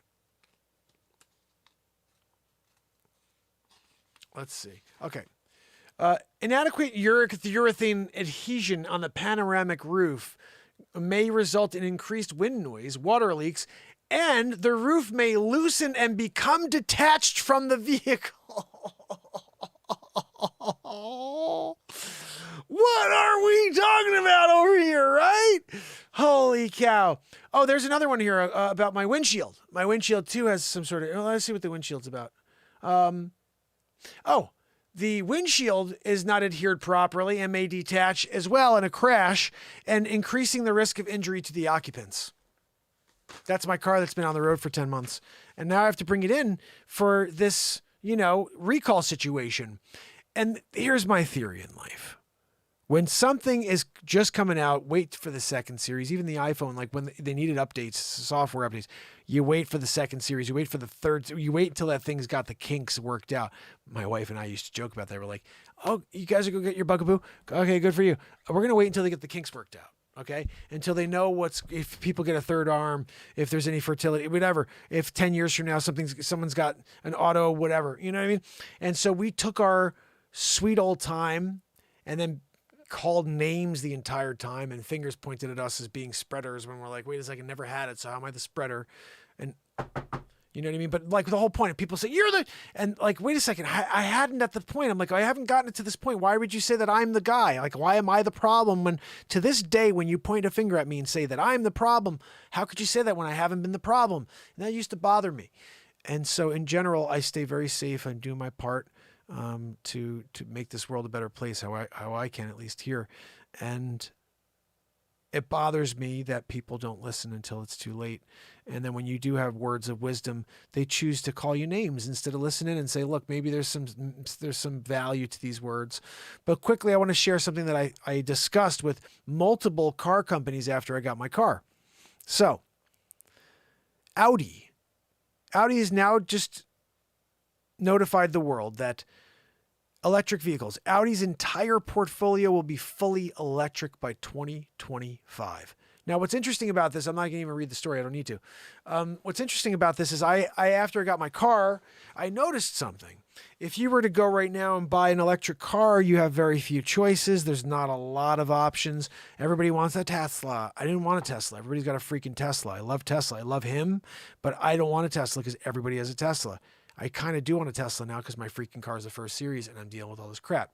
But at the end of the day, I like the car. If I can get it to run the way it should, I'll be very happy. And I'm telling people because I'm going to fill up the first week. I was lied to by Ford. The guy who I bought the car was like, "Oh, you can go to any place that has a charger and they'll let you charge for free. It's free at these different." I said, "Wait, I can go to like a Nissan and I can go and charge my car." He goes, "Yeah, no, they made a deal with all the electric companies that they have to provide because they really want people in electric cars, so they let people fill up at their stations."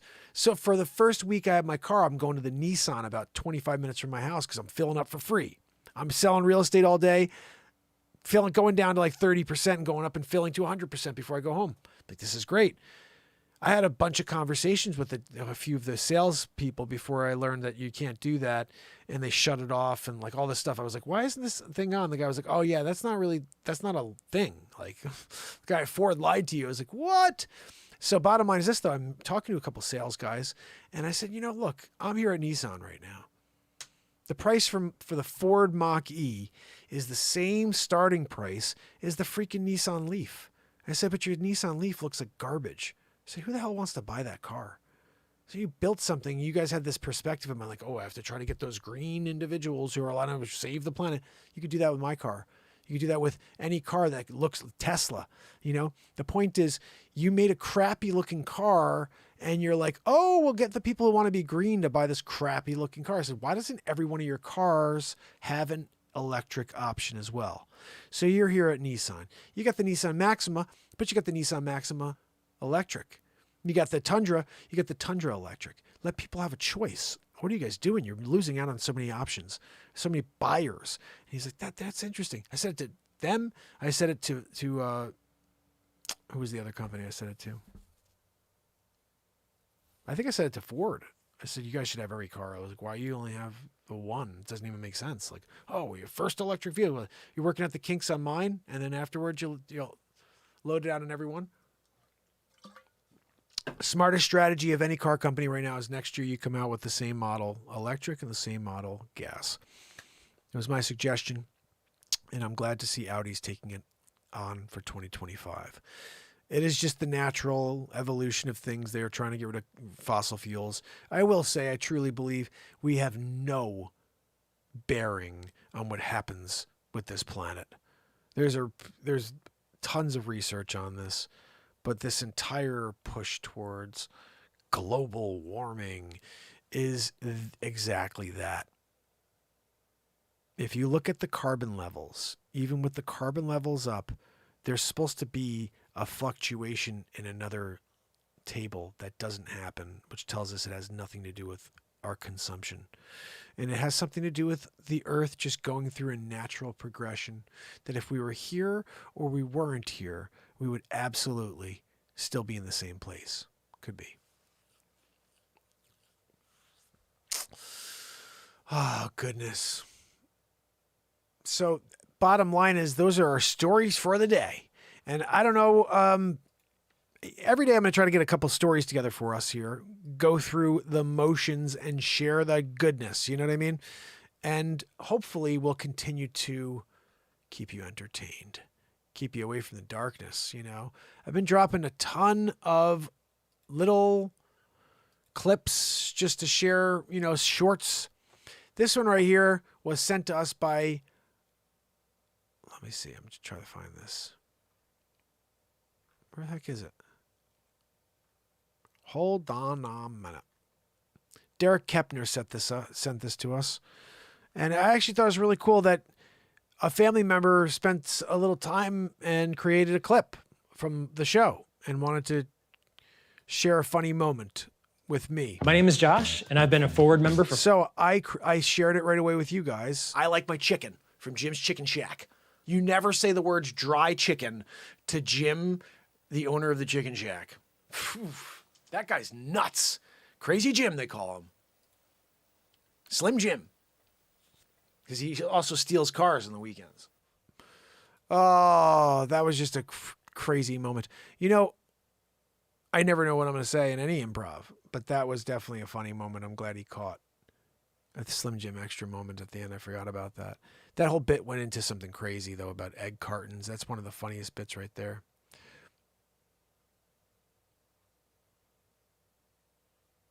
Let me show you guys something here. Ready?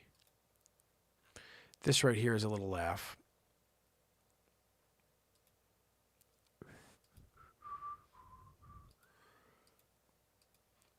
So this was actually just from the other day. I'm going to move into it a little, though. I'm going to give you the link, and then I'm going to get through the beginning, I believe. I like my chicken from Jim's Chicken. Because that's part of this. I want you to see this whole Jim's Chicken Shack thing. It was totally nuts.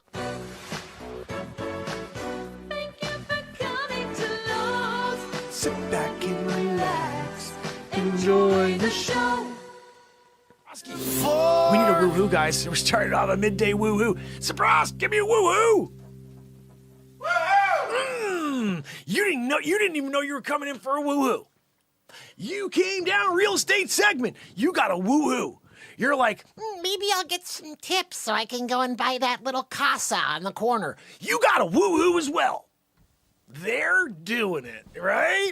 Oh, yeah, it was a nice morning. I had my coffee. I feel bad you had that hot coffee in your hand when that woo-hoo came.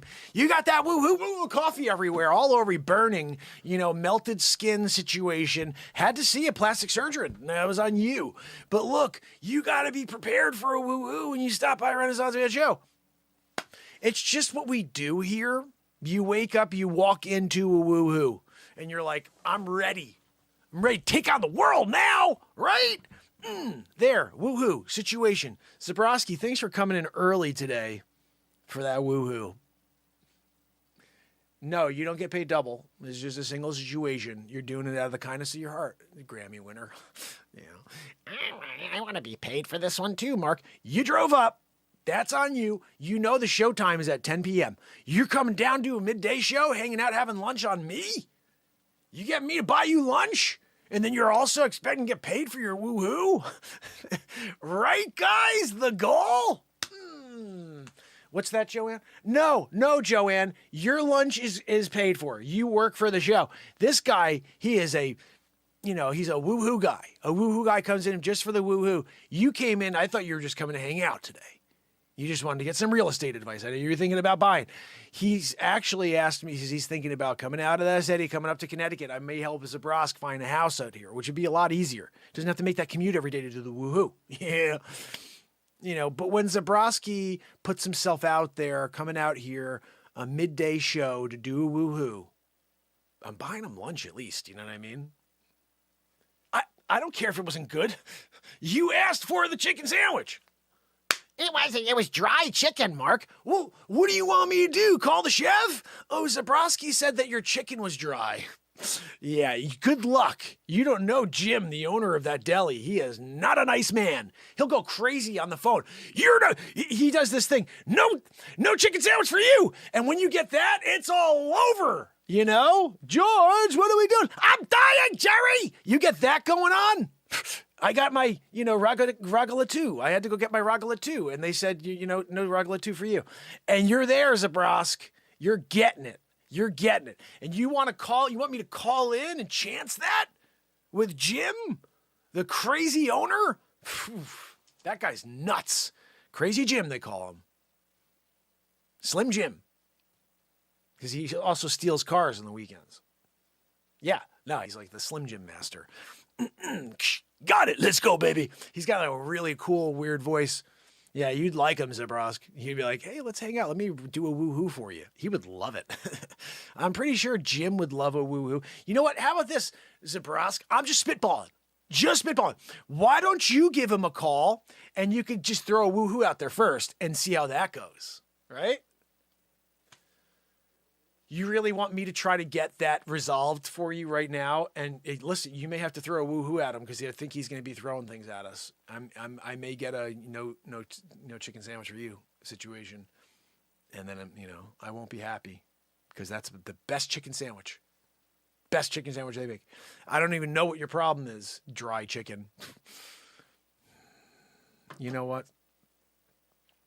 I'm wrestling with this one, Zabrosk, because I like that chicken. I don't want to be banned for life for asking for a refund for Zabrosk. I'm paying already. Like, why am I asking for a refund? I'm willing to pay for your sandwich that you say is not good. That is like no consequence of me. I paid for it. Now you want me to complain on your behalf? Oh, yeah, we'll send another one over. There's something in that sandwich, Zabrosk, and it's not chicken.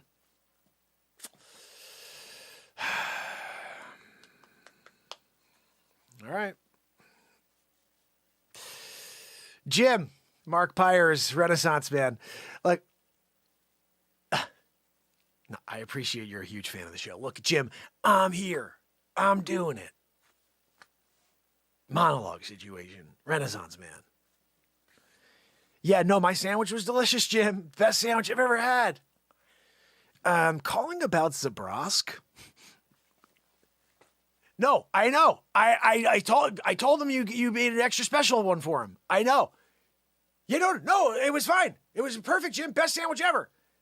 Yeah, no, I have a great day. Yeah, no problem. All right, have a great day. Bye. Bye, Jim. No, I'm sorry, Zabrosk. I can't. He was getting pissed off already. I told him it was a great sandwich. He's screaming at me. What do you want me to do? Complain to Jim and get no sandwich for you? You know what, buddy? I love you. I love the woohoo and all, you know?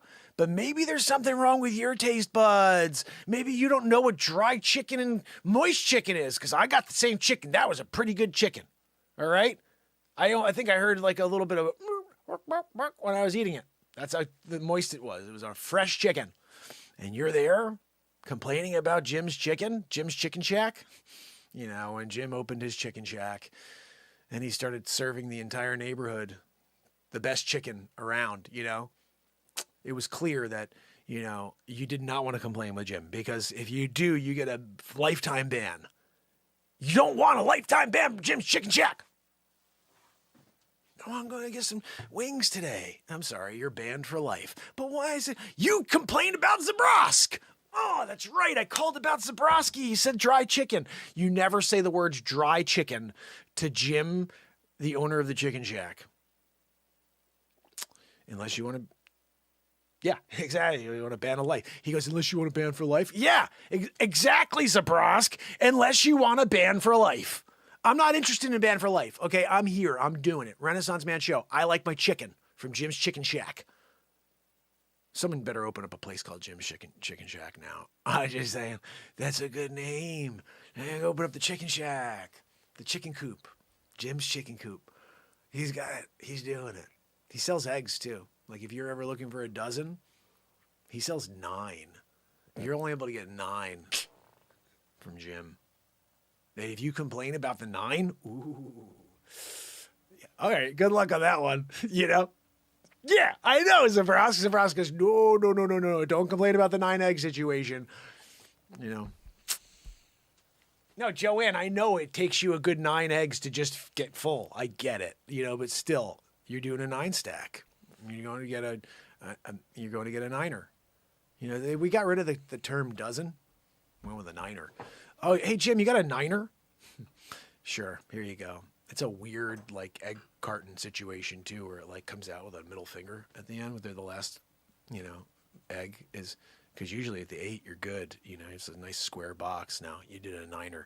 The 9er's got this weird extra at the end, so you could be like, what's that, buddy? And you flip it at people, you know? It's just a way of Jim always getting his last at, you know, the world.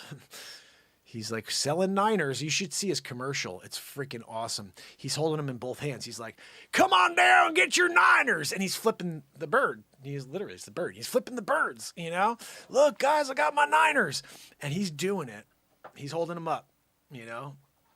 He gets a little smile. The only time I've ever seen Jim smile in my life is that moment when he's holding his double 9ers up. You know?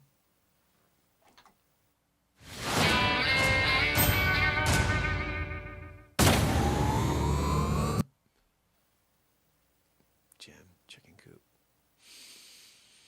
You know, it was a very interesting experience, you know, to be around that, because most people were like, you know, 12 works.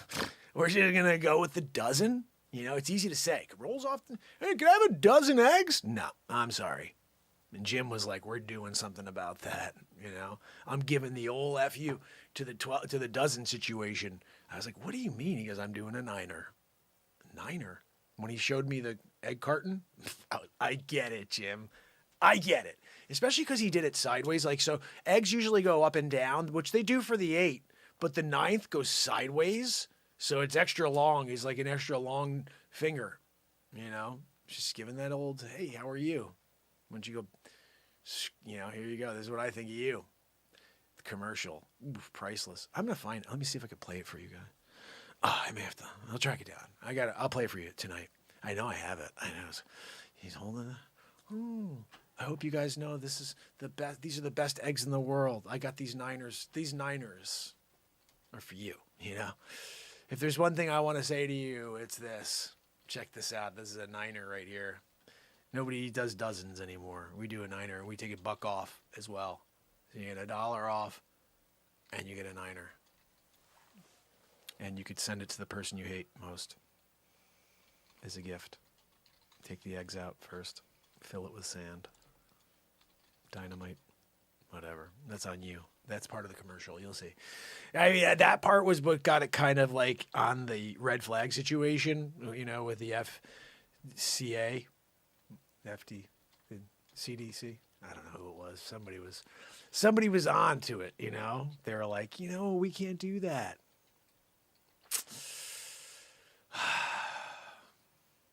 The FCC is who it really was. The FCC came out of nowhere. They were like, hold on a second. What are you doing there? You're broadcasting this commercial telling people to put dynamite in your egg cartons that are shaped like some guy giving someone the finger?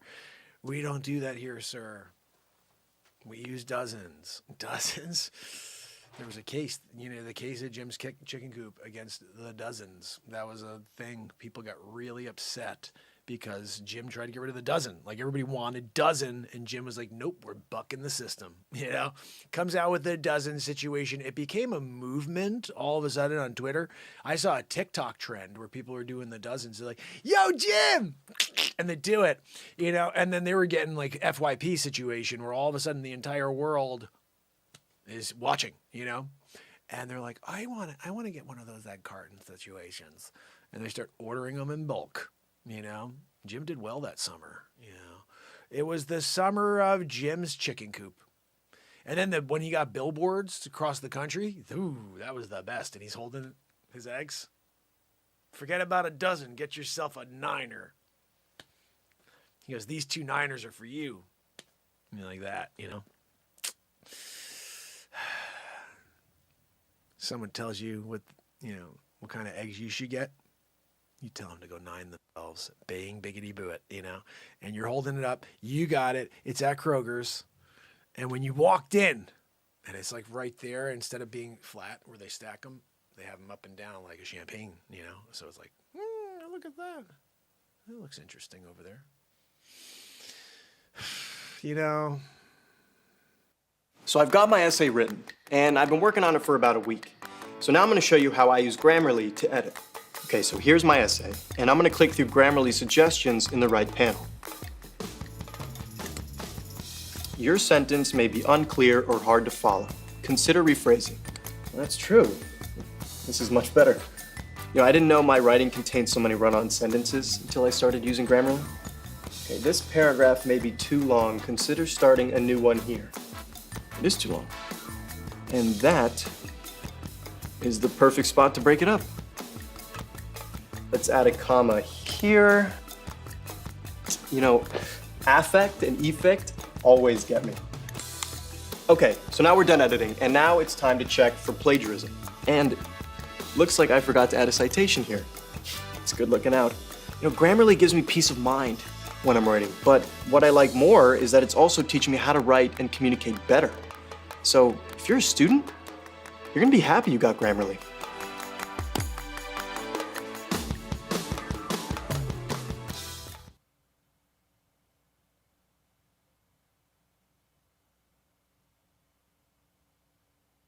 What does it mean to be a featherless, two-legged, linguistically conscious creature born between urine and feces, whose body will soon be the culinary delight of terrestrial worms? That's what philosophy is all about. Every generation of the human species has to come to terms with how to love, how to live. How you gonna deal with the catastrophe? How you gonna preserve your style? This class evolves around 3 fundamental questions. 1, what does it mean to be human? I have to say that Jim really did it right. How long was that on? Like, you God got to be almighty. different. You got to be different. Jim, think about it this way. You have to think about it like from the creative side. Jim owns chickens. Jim kills chickens. Jim sells really good chicken sandwiches. Jim says, I got eggs. How am I going to compete? All the other egg guys out there. Plus, I hate everybody. So let's make a niner. You know? It's actually a perfect idea for a guy who's out of his friggin' mind, you know? Anyway, that is the Jim situation. Jim's Chicken Coop. You can check it out on the corner of Route 37 and Monmouth Boulevard. It's a place I made up. But at the end of it, both places I made up. And Jim may exist. I don't really know. But I do think the Niner's a pretty freaking good idea. I'm going to make it. I'm making a Niner box of egg carton situations. We're going out there. I'm putting billboards across the country. Jim's Chicken Coop. I got a mullet situation going. Teeth gone. Doing a, we're doing a thing. And the hair starts back here. Bald to here. And then the mullet, right? Get yourself an honor. We're doing that, where it looks like the guy just crawled out, like he was being hidden, like Sloth. We're doing a Sloth from Goonies situation. I actually may go like this, holding the niner and go, hey, you guys, Rocky Road, hee, hee, hee, hee, on the billboard. You're going to see Rocky Road, hee, hee, hee, hee. And then it'll say sponsored by John Matuzak. Sloth. Goonies 86. Tiffany! Oh, thank you so much, Tiffany. Thank you for your donation. You are amazing. It is such a pleasure to see you guys supporting me. Thank you so much, mullets. Yeah, you know what? I think you got to do a mullet situation. And when you're doing it, and you put on those fake teeth thing, where it's clearly you should have been brushing your teeth when you were a child, and you just decided that you'd rather just eat stuff and never brush your teeth again. And the gross thing going on, that would be, like the backwoods where they never went to, there's that whole stereotypical thing.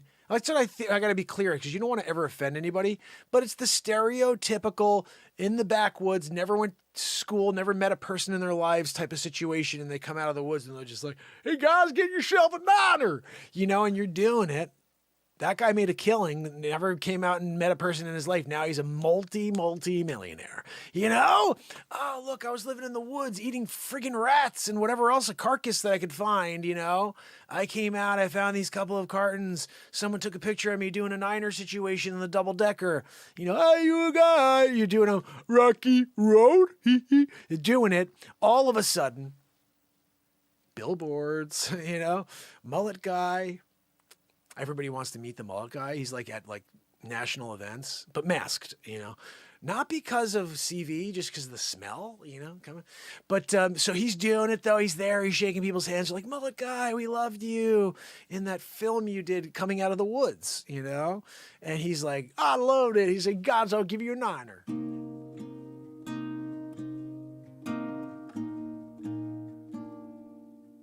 Getting a freaking niner, guys, when you got it. You're doing it. I'm turning the camera in. We got TikTok watching us. It looks like everybody clicked off, so let's finish this sucker up over here. Peace out on TikTok, you rock. We're done.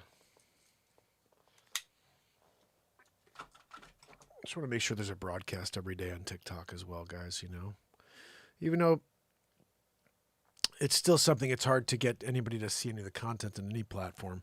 But we're going to shift that. They say everything's about intention. I don't know. I've been intending for the world to get positive messages for 3 years plus. So I don't know if I can intend any harder or with more intent. But what I could do is continue to explore my creativity and bring things to the surface that have never existed. With that in mind, I want to play something here because Niall is just finding the program. I've been playing him a lot of comedy, but I think he also needs to hear the other aspect of this program. Saw a bit of inspirational content, but you haven't seen the other thing I do, which is write songs live in the moment. I got one song queued up here I'm going to play for you. I think this is it. I'm going to play this instead. This song right here. These are the type of messages the world should be listening to and singing together. Here we go.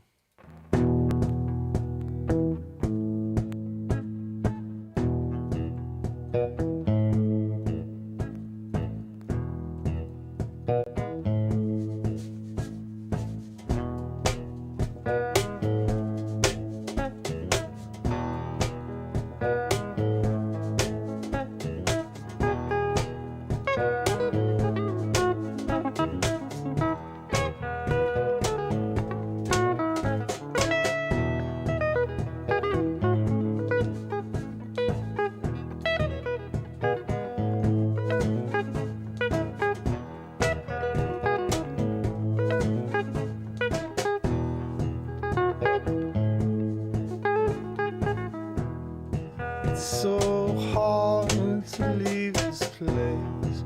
Easy to know, easy to feel it. When you let the world's problems slip away. Sitting all alone, sitting alone under the sunlight. Feeling all that pure light on your face. We are the sun. We are the sun.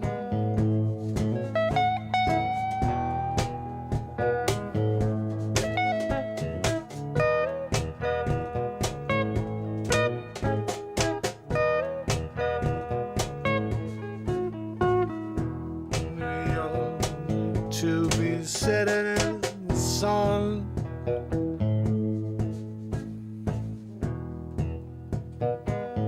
Feeling all of that beautiful, pure light on your face.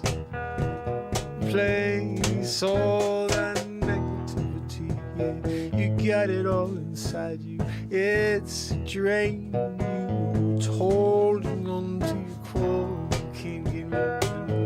You got to let it go. You cannot let it take your soul. No, you cannot.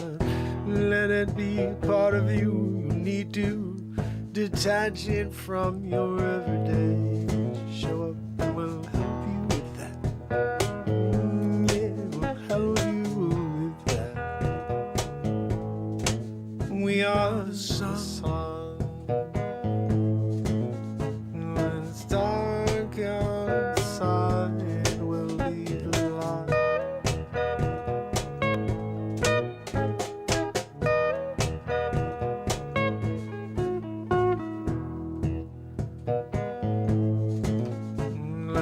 Scorching earth with darkness, and will extinguish their hatred, their fear-based propaganda, slowing us down no longer. No, they can't stop, but we got heads bound to blow out this atmosphere. Yeah, 'cause we are the sun. Yeah, we are the sun. We are the sun, yeah.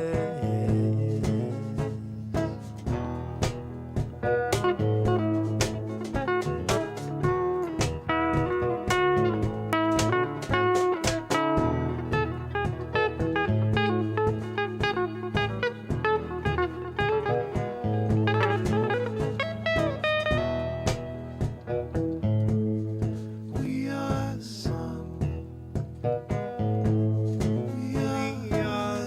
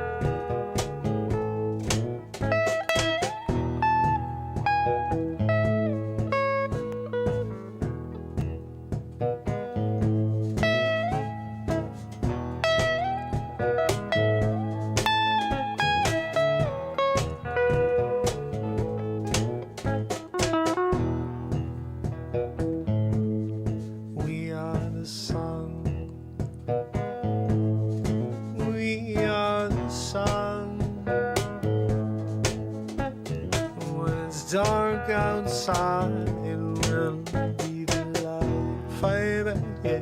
So let baby, yeah. Sing out the sun, we are the sun, yeah. We are the sun. With YouTube, We are the sun. It's dark outside.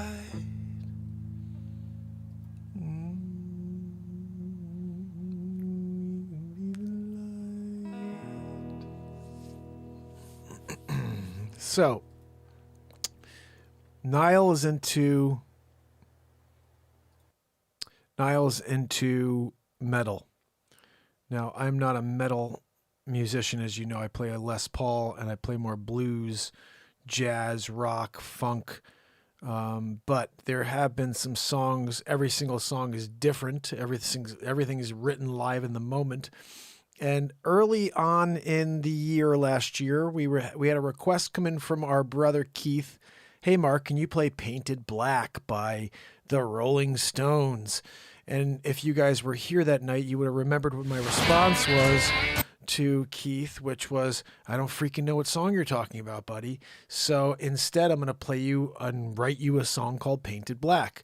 So this is my version of Painted Black. And I think it hopefully catches a bit. This is like an Alice in Chains-ish vibe, I always thought. Yeah, Painted Black. I don't know what that is, but I'm going to write a song called Painted Black. Because that's what we do here on the show. If I don't know the name of the song you ask me to play, I have to write a song by that title, Painted Black.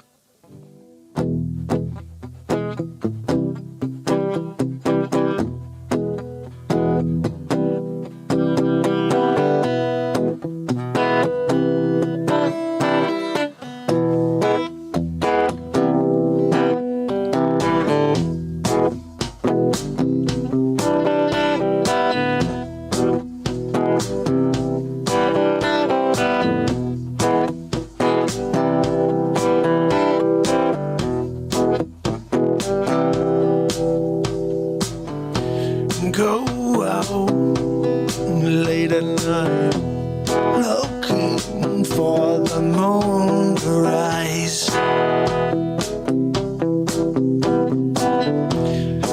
And I'm ready to attack, and my clothes all painted black, and I can't wait to take them down. Painted black. All their fears are taking over. No looking back. Everything is painted black. No, I can't see any light.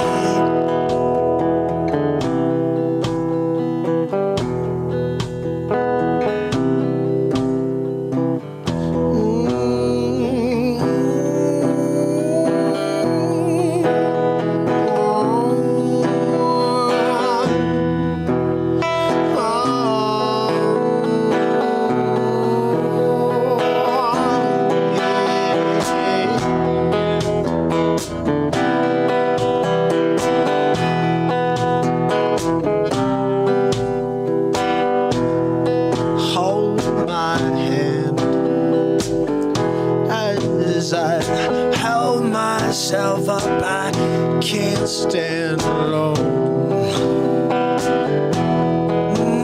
As I look back, all I see is your painted black. The shades on me, I can't see no, it's so painted black. Whoa, whoa, and painted black.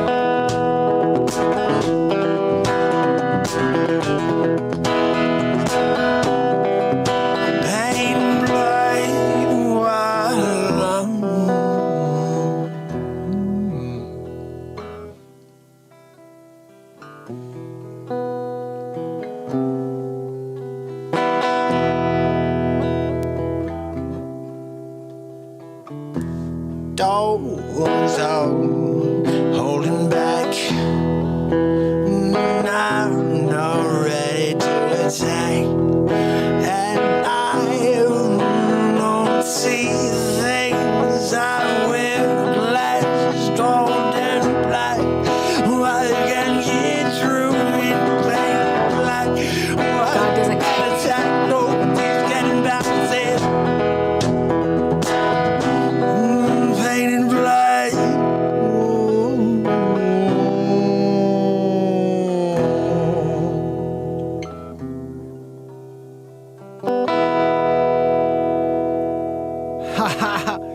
What's so funny about that song that's on my first album of the year last year is you hear my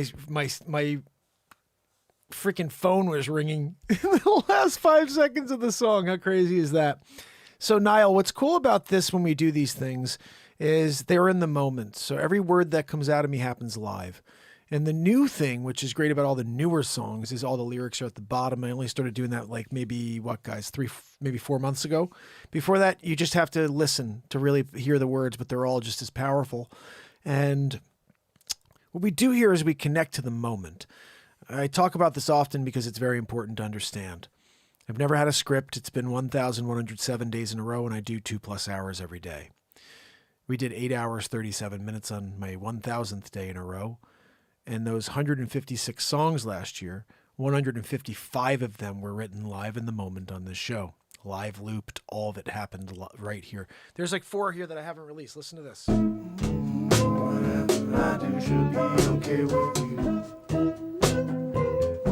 This could be a friggin' rap song too, right?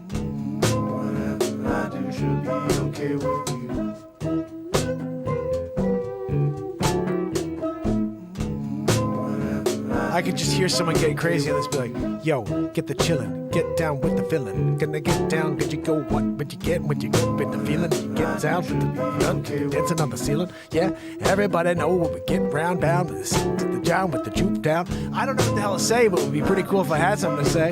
I guess I could just talk about society and how crazy that is, right?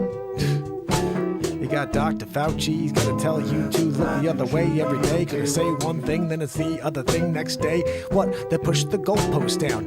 One more week, or one more year, or one more a decade. We never know if it's gonna come to an end, but we're gonna keep going to a mind spins out of control. Every day, all the negativity taking me out of this role. This time I got to get it together, and I don't know what to say. So I'm gonna play every single day on the Renaissance Man. It's just 1,107 days in a row. You know that's how we flow. Gonna go all night like we do.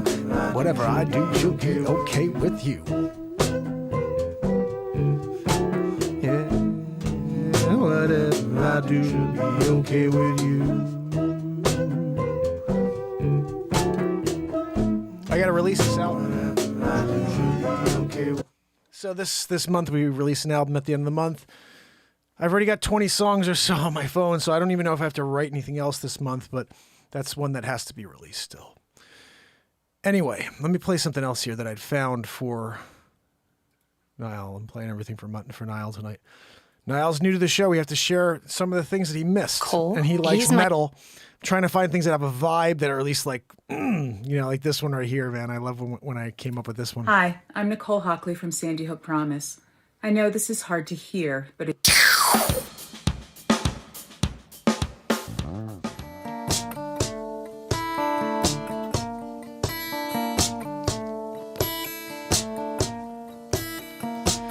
Limitless. Use your outside mind. You got this. Nothing can stop time, so you got to run. You got to hide. They don't like you. They don't like the change you're gonna pose. They don't like a light, no, no. They want to stop it from you.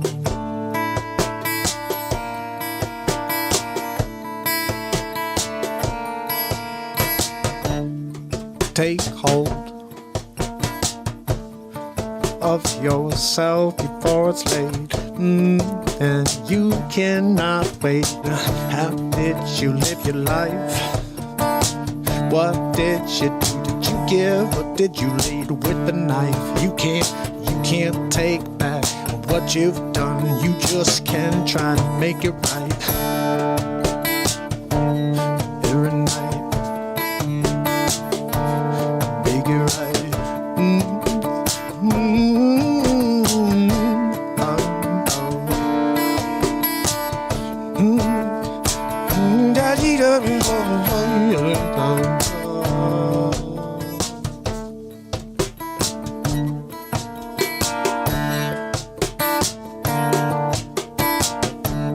Tempting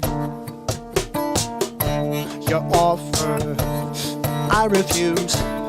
I won't give up my soul. No, I'm going to make it whole. 'Cause I got little time before we got to make it right with myself. 'Cause I know I judge myself. That's right, that's what we do at the end. So get right.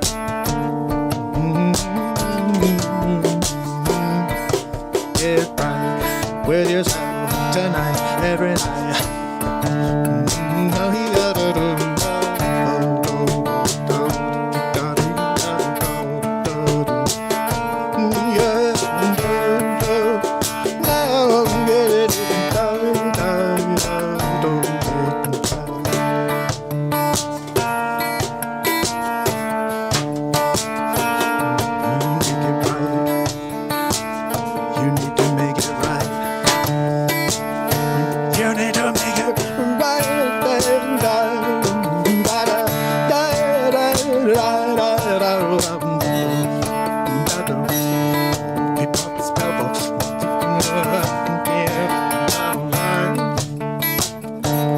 Never-ending light, you cannot stop the light. No, it's too bright. You can stop the light.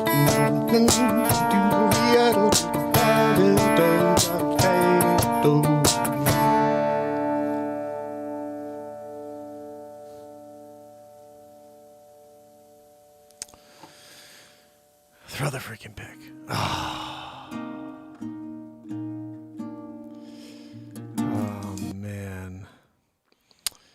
Yes, guys, Telegram link. Thank you, Sig, for reminding me of that. Guys, let's see who's on that's part of the Telegram. Anybody in the fam here that's got the link? If not, I'll try to roll it in the next run through. I'm going to put one more song on here, at least. I had something else I wanted to play here. Because I appreciate that you like the Tom Waits vibe to it, because everything is like that. Every single song that's happened here happens like that. And I'm just kind of rolling with the flow. Like, this is probably one of the most underrated songs in the history of time right here, even though I don't even know what it is. I just remember really liking it. It's called Walk the Streets at Night. And it's a blues experience, I believe. But I remember the vibe on this song. Oh, man. Check this out. This right here is on album 4 of the year. Last year. All of this stuff's on Spotify. All this stuff's on iTunes. You could support me by drinking water before either buying an album on iTunes or any other music platform you listen to, Deezer, Tidal, and you could also buy a signed album. I have all of my albums available on disc, CD, if people still listen to CDs. If family members wanted CDs, so I bought a CD burner, like a really killer. This is the same one Sony uses, I swear, because these discs, if you could see that, these discs are phenomenal. The print quality, let's see if I can... Show the quality, come on. I'm zooming it in. Okay, there we go. This thing printed out phenomenally. It's just like glossy, like you'd see. You see that? You see how everything's perfect? The print came out so good on these.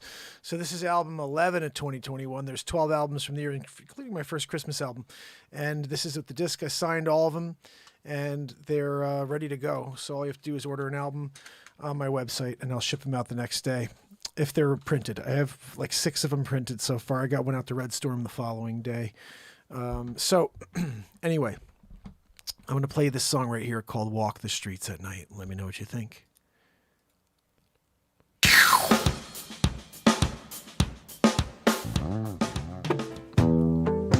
Oh, yeah. I remember this one.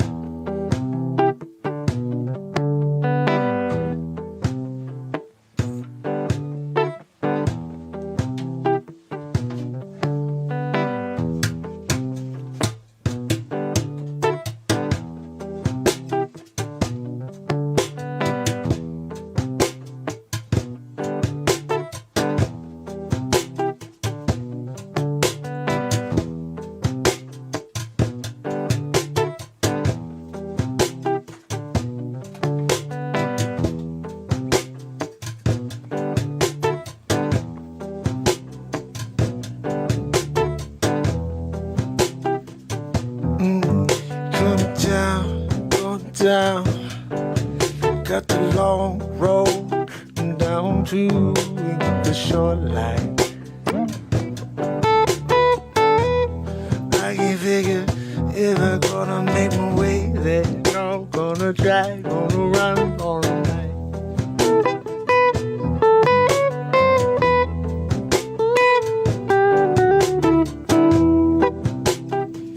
I see you hiding. Come out and get something to light.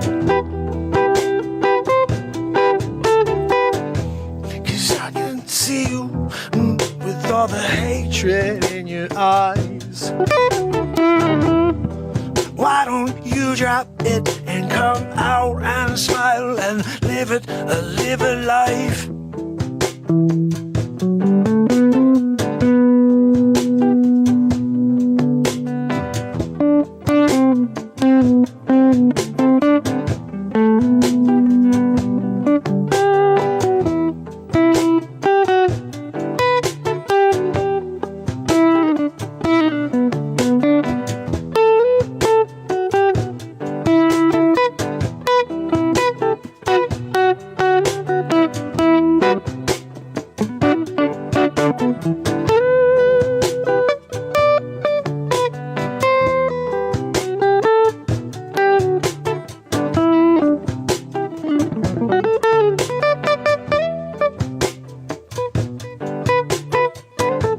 At night,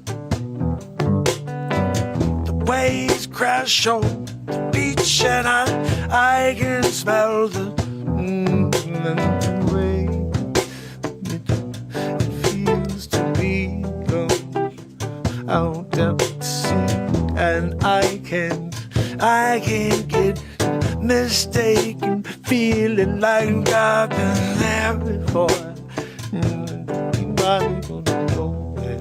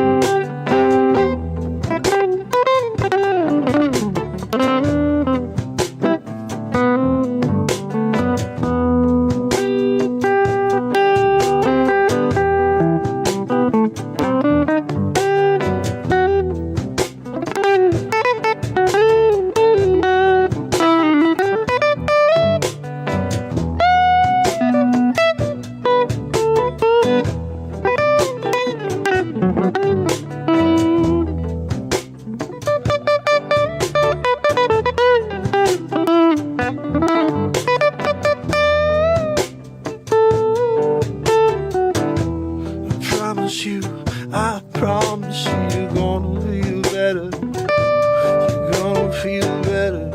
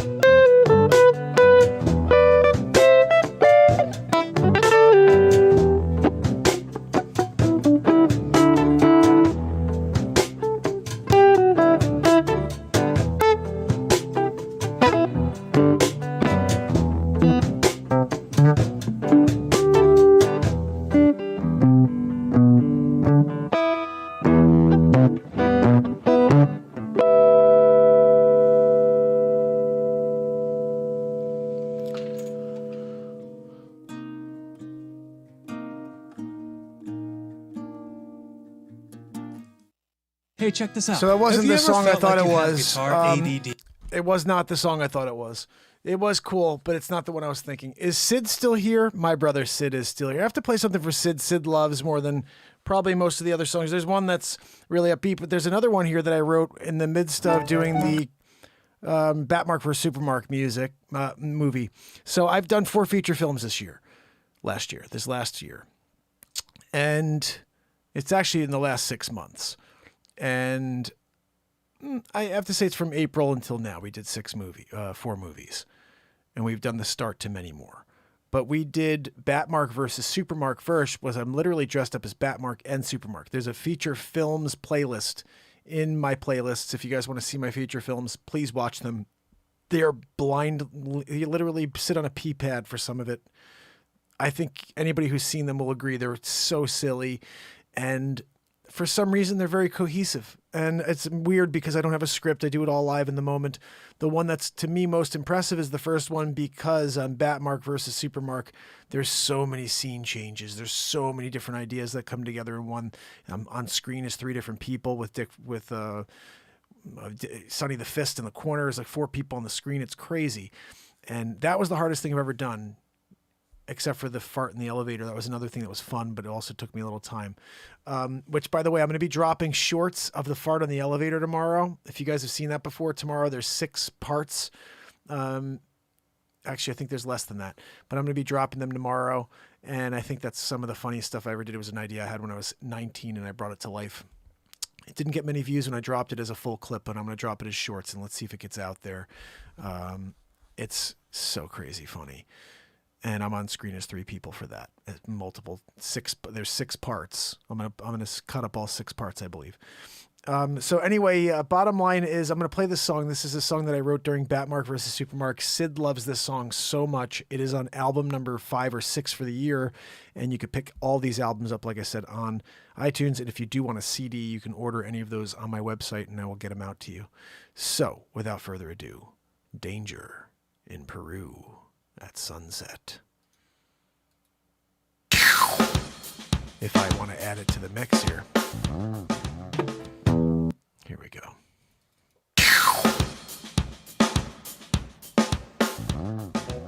Meet me where the sun sets.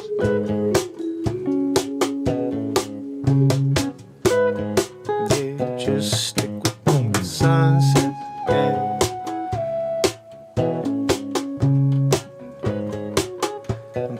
Fire out with your eyes. Oh, as the you as the sun sets. Yeah, Saturday Night Live. We're gonna feel alright. We're gonna get down everything like we do every night. Say, meet me down in Peru. We're gonna go up to a Machu Picchu. Gonna climb up to the top of pyramids and looking out over the land of the sunset.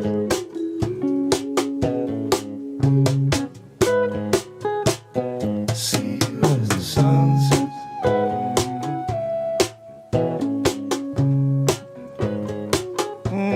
See you as the sunset.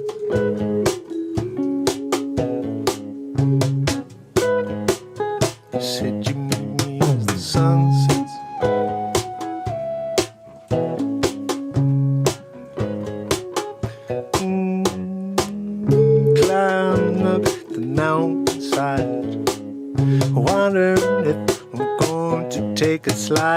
down to the bottom, look back up the top, and say, is it worth to go again? Say to me when the sun sets.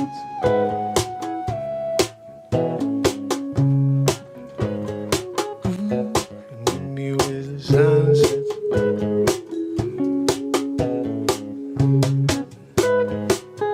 I'll see you as the sun sets.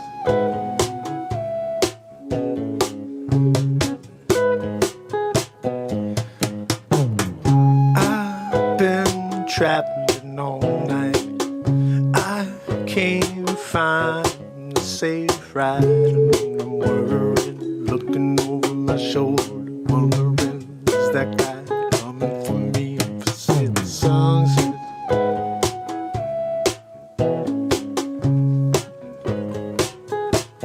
See you as the sunset.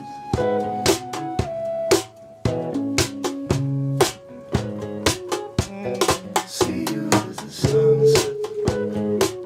I hope I make it as the sun sets.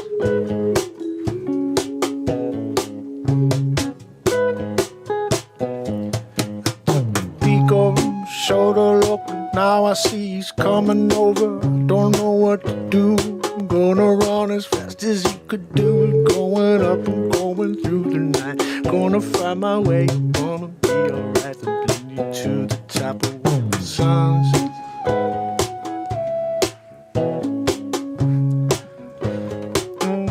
I met you as the sun sets.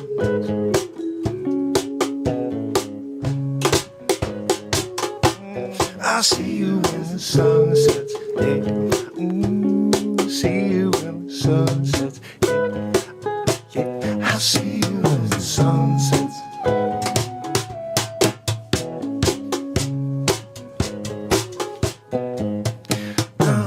Safe at the top, I'm looking down. I see this clown, he's still coming after me. I don't know what to do, so I grab a stick from the tree. I'm gonna hold it out and say, don't come near me. He don't seem to care, either he don't understand the words coming out of my mouth, or he just don't want to see a thing but me on the ground. So I start backing up, stepping back, falling down a step till I can make it to the sunset.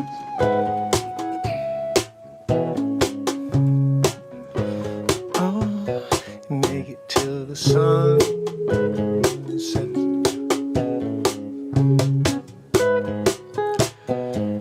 I creeping back, I push away, trying to get away. My hand grab onto the boulder and I swing it his way. As I see it making impact, you falling with you crack his chin. Can't get up again. They said I run away down the hill, sliding down the bottom. I don't care as long as I get away. I just wanna see the sunset.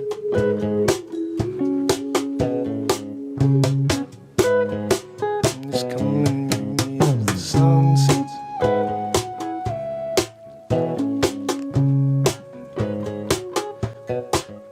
And the sunset.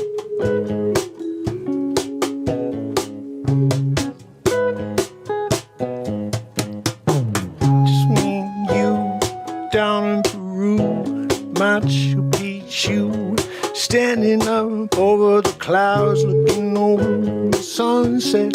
Wanna see the moon, hoping to come with me to see when the sun sets.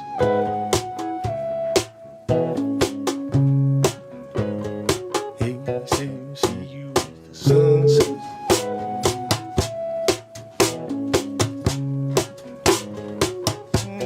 See you as the sun sets.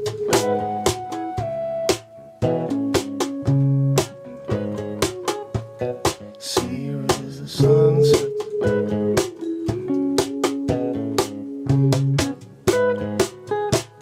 See you as the sun sets.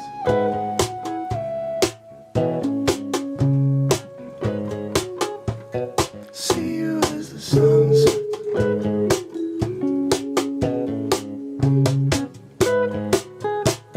See you as the sun sets.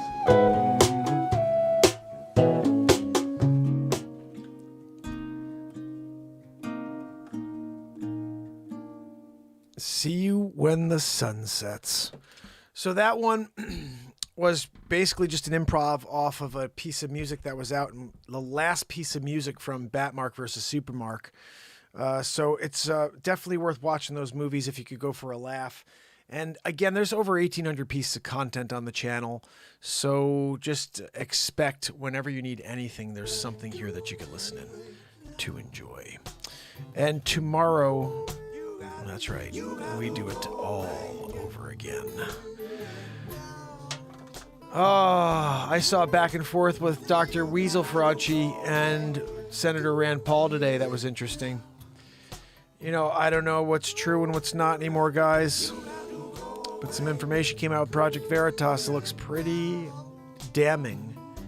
And again, starts to make the people who have been skeptical look a little bit more sane. So, keep your eyes open. Stay vigilant. Whatever path you've decided to take, I completely support. I've said that from the beginning. If someone takes something because they think that's the right thing to do in order to protect their family, protect themselves, I support you. And I hope you will support everybody in their decision to do what is right for them, for their body, for their mind. We talk often about how we are running out of time. There's not much left for each and every one of us, which is why I've dedicated hours a day to you guys to try to effect a positive change. I don't know what day is that final day for me, for you, for anybody. Just make sure you freaking drive towards the sun every day until that happens. And don't let anybody tell you you can't accomplish something, because it's all possible.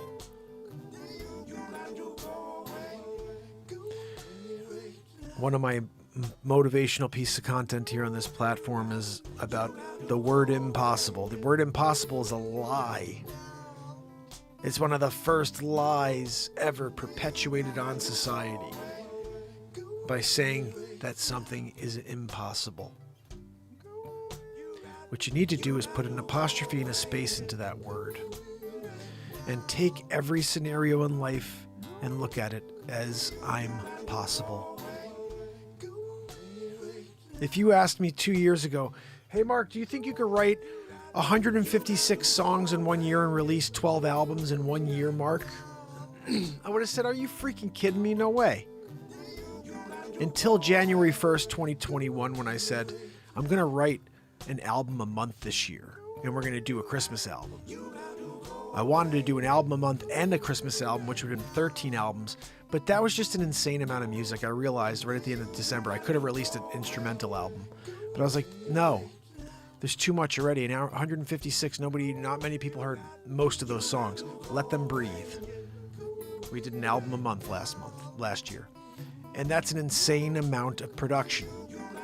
I didn't also think I'd create 4 feature films, nonetheless one. I wanted to do 1 feature film in my life.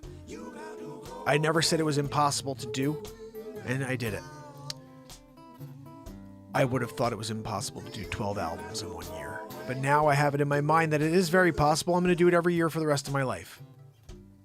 I don't know what's going to come out. I don't know what we're going to create, but stuff like this happens over and over. So all I know is this. If you can figure out how to distract yourself from the negativity and show up and live in the moment, whether it's here or anywhere else in your life, you're going to have some great memories. Life is filled with distraction. Everything is forcing you down a rabbit hole, either into the past, which is now done with and you cannot change, or a future which is not even here, may never be.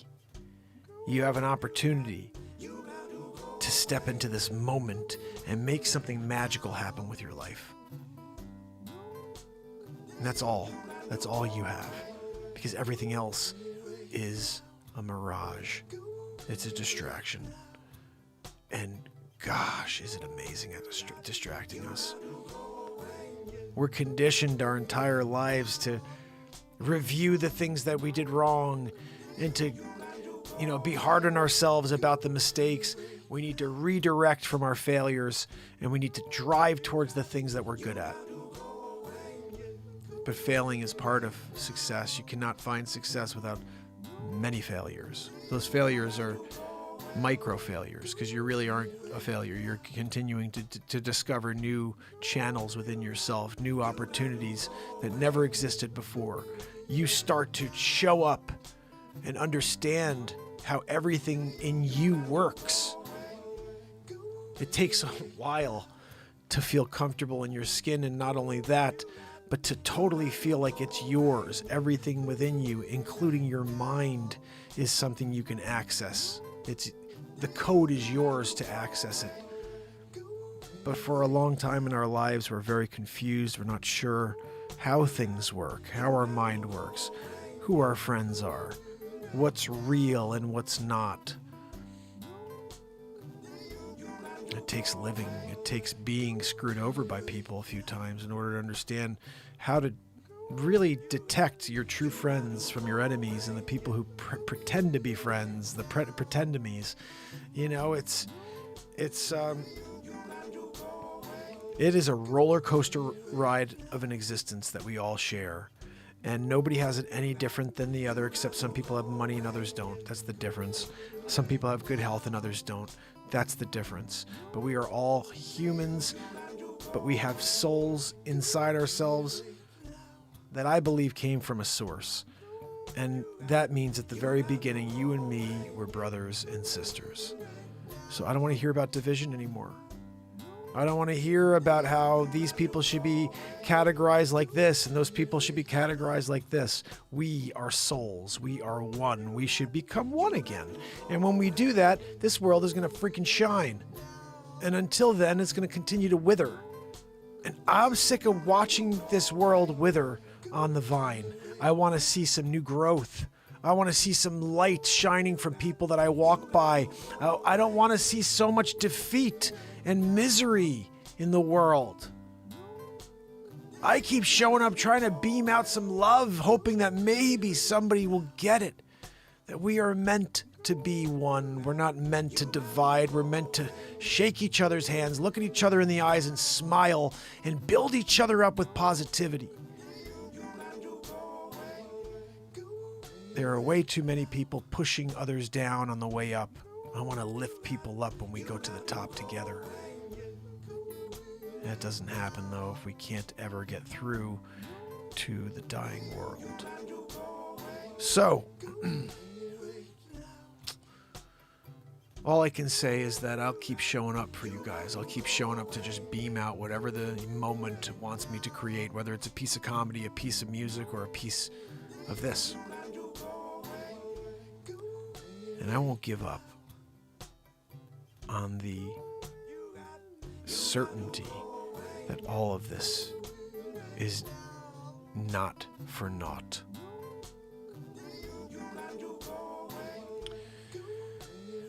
I heard a crazy theory today that we are living in a mirror universe. And so there's an exact same universe as ours. And that's when I started thinking about the Twilight Zone / Truman Show thing. And I said, guys, there's a Truman Show population of people that probably know about this. And the world doesn't, but this population does. What if there's a mirror universe where I'm there and I'm creating everything here, but the mirror me is just getting it and getting all the credit for it. And over there he's got Grammys and Oscars and stuff because he's doing all the same stuff but recognized for it. But I'm the one creating it here on this planet, this side. Because I'm certain every single thing that happened last year came out of the moment right here out of me. And it wasn't something in a different universe that created it. But they were powerful moments. Some crazy things took place. And the comedy's insane. Holy freaking cow. I just don't know what we're going to do, and that's, I think, what's so fun for me, is showing up and be like, okay, what we're going to do today. A couple hours later, 2 hours, 31 minutes to be exact, we wind up somewhere, you know? So, tomorrow, fam, friends, we will rock and roll all over again. I'll most likely have a piece of content for you at the end of the day, and tons of shorts, including the fart on the elevator. Bang biggity boo. So until tomorrow, Chris Donaldson, my brother, Sydney, MJ, Niall Parkinson, so glad to see you here tonight, buddy. Pamela Swan, Raven Kiefer, Shannon Grant made it. Loving it. And Sig Sauer, and of course, Daniel Tybalt, my brother. I appreciate each and every one of you. And remember, a smile can affect a positive change. In fact, my quote is, a smile has an energetic value that can change, that can affect real change. I think that's what it is. I don't even know what the quote is. It's at the end of my intro. I'm tired now. It's 1:30 in the morning. Deal with it. But tomorrow I'll be back and you'll see it at the intro. And I appreciate you guys. Thank you so much for everything that you do to support this program. And keep spreading the word. Grassroots is the only way we're going to beat the man. So, till tomorrow, fam, friends, it's Mark Pires. And it's Renaissance Man.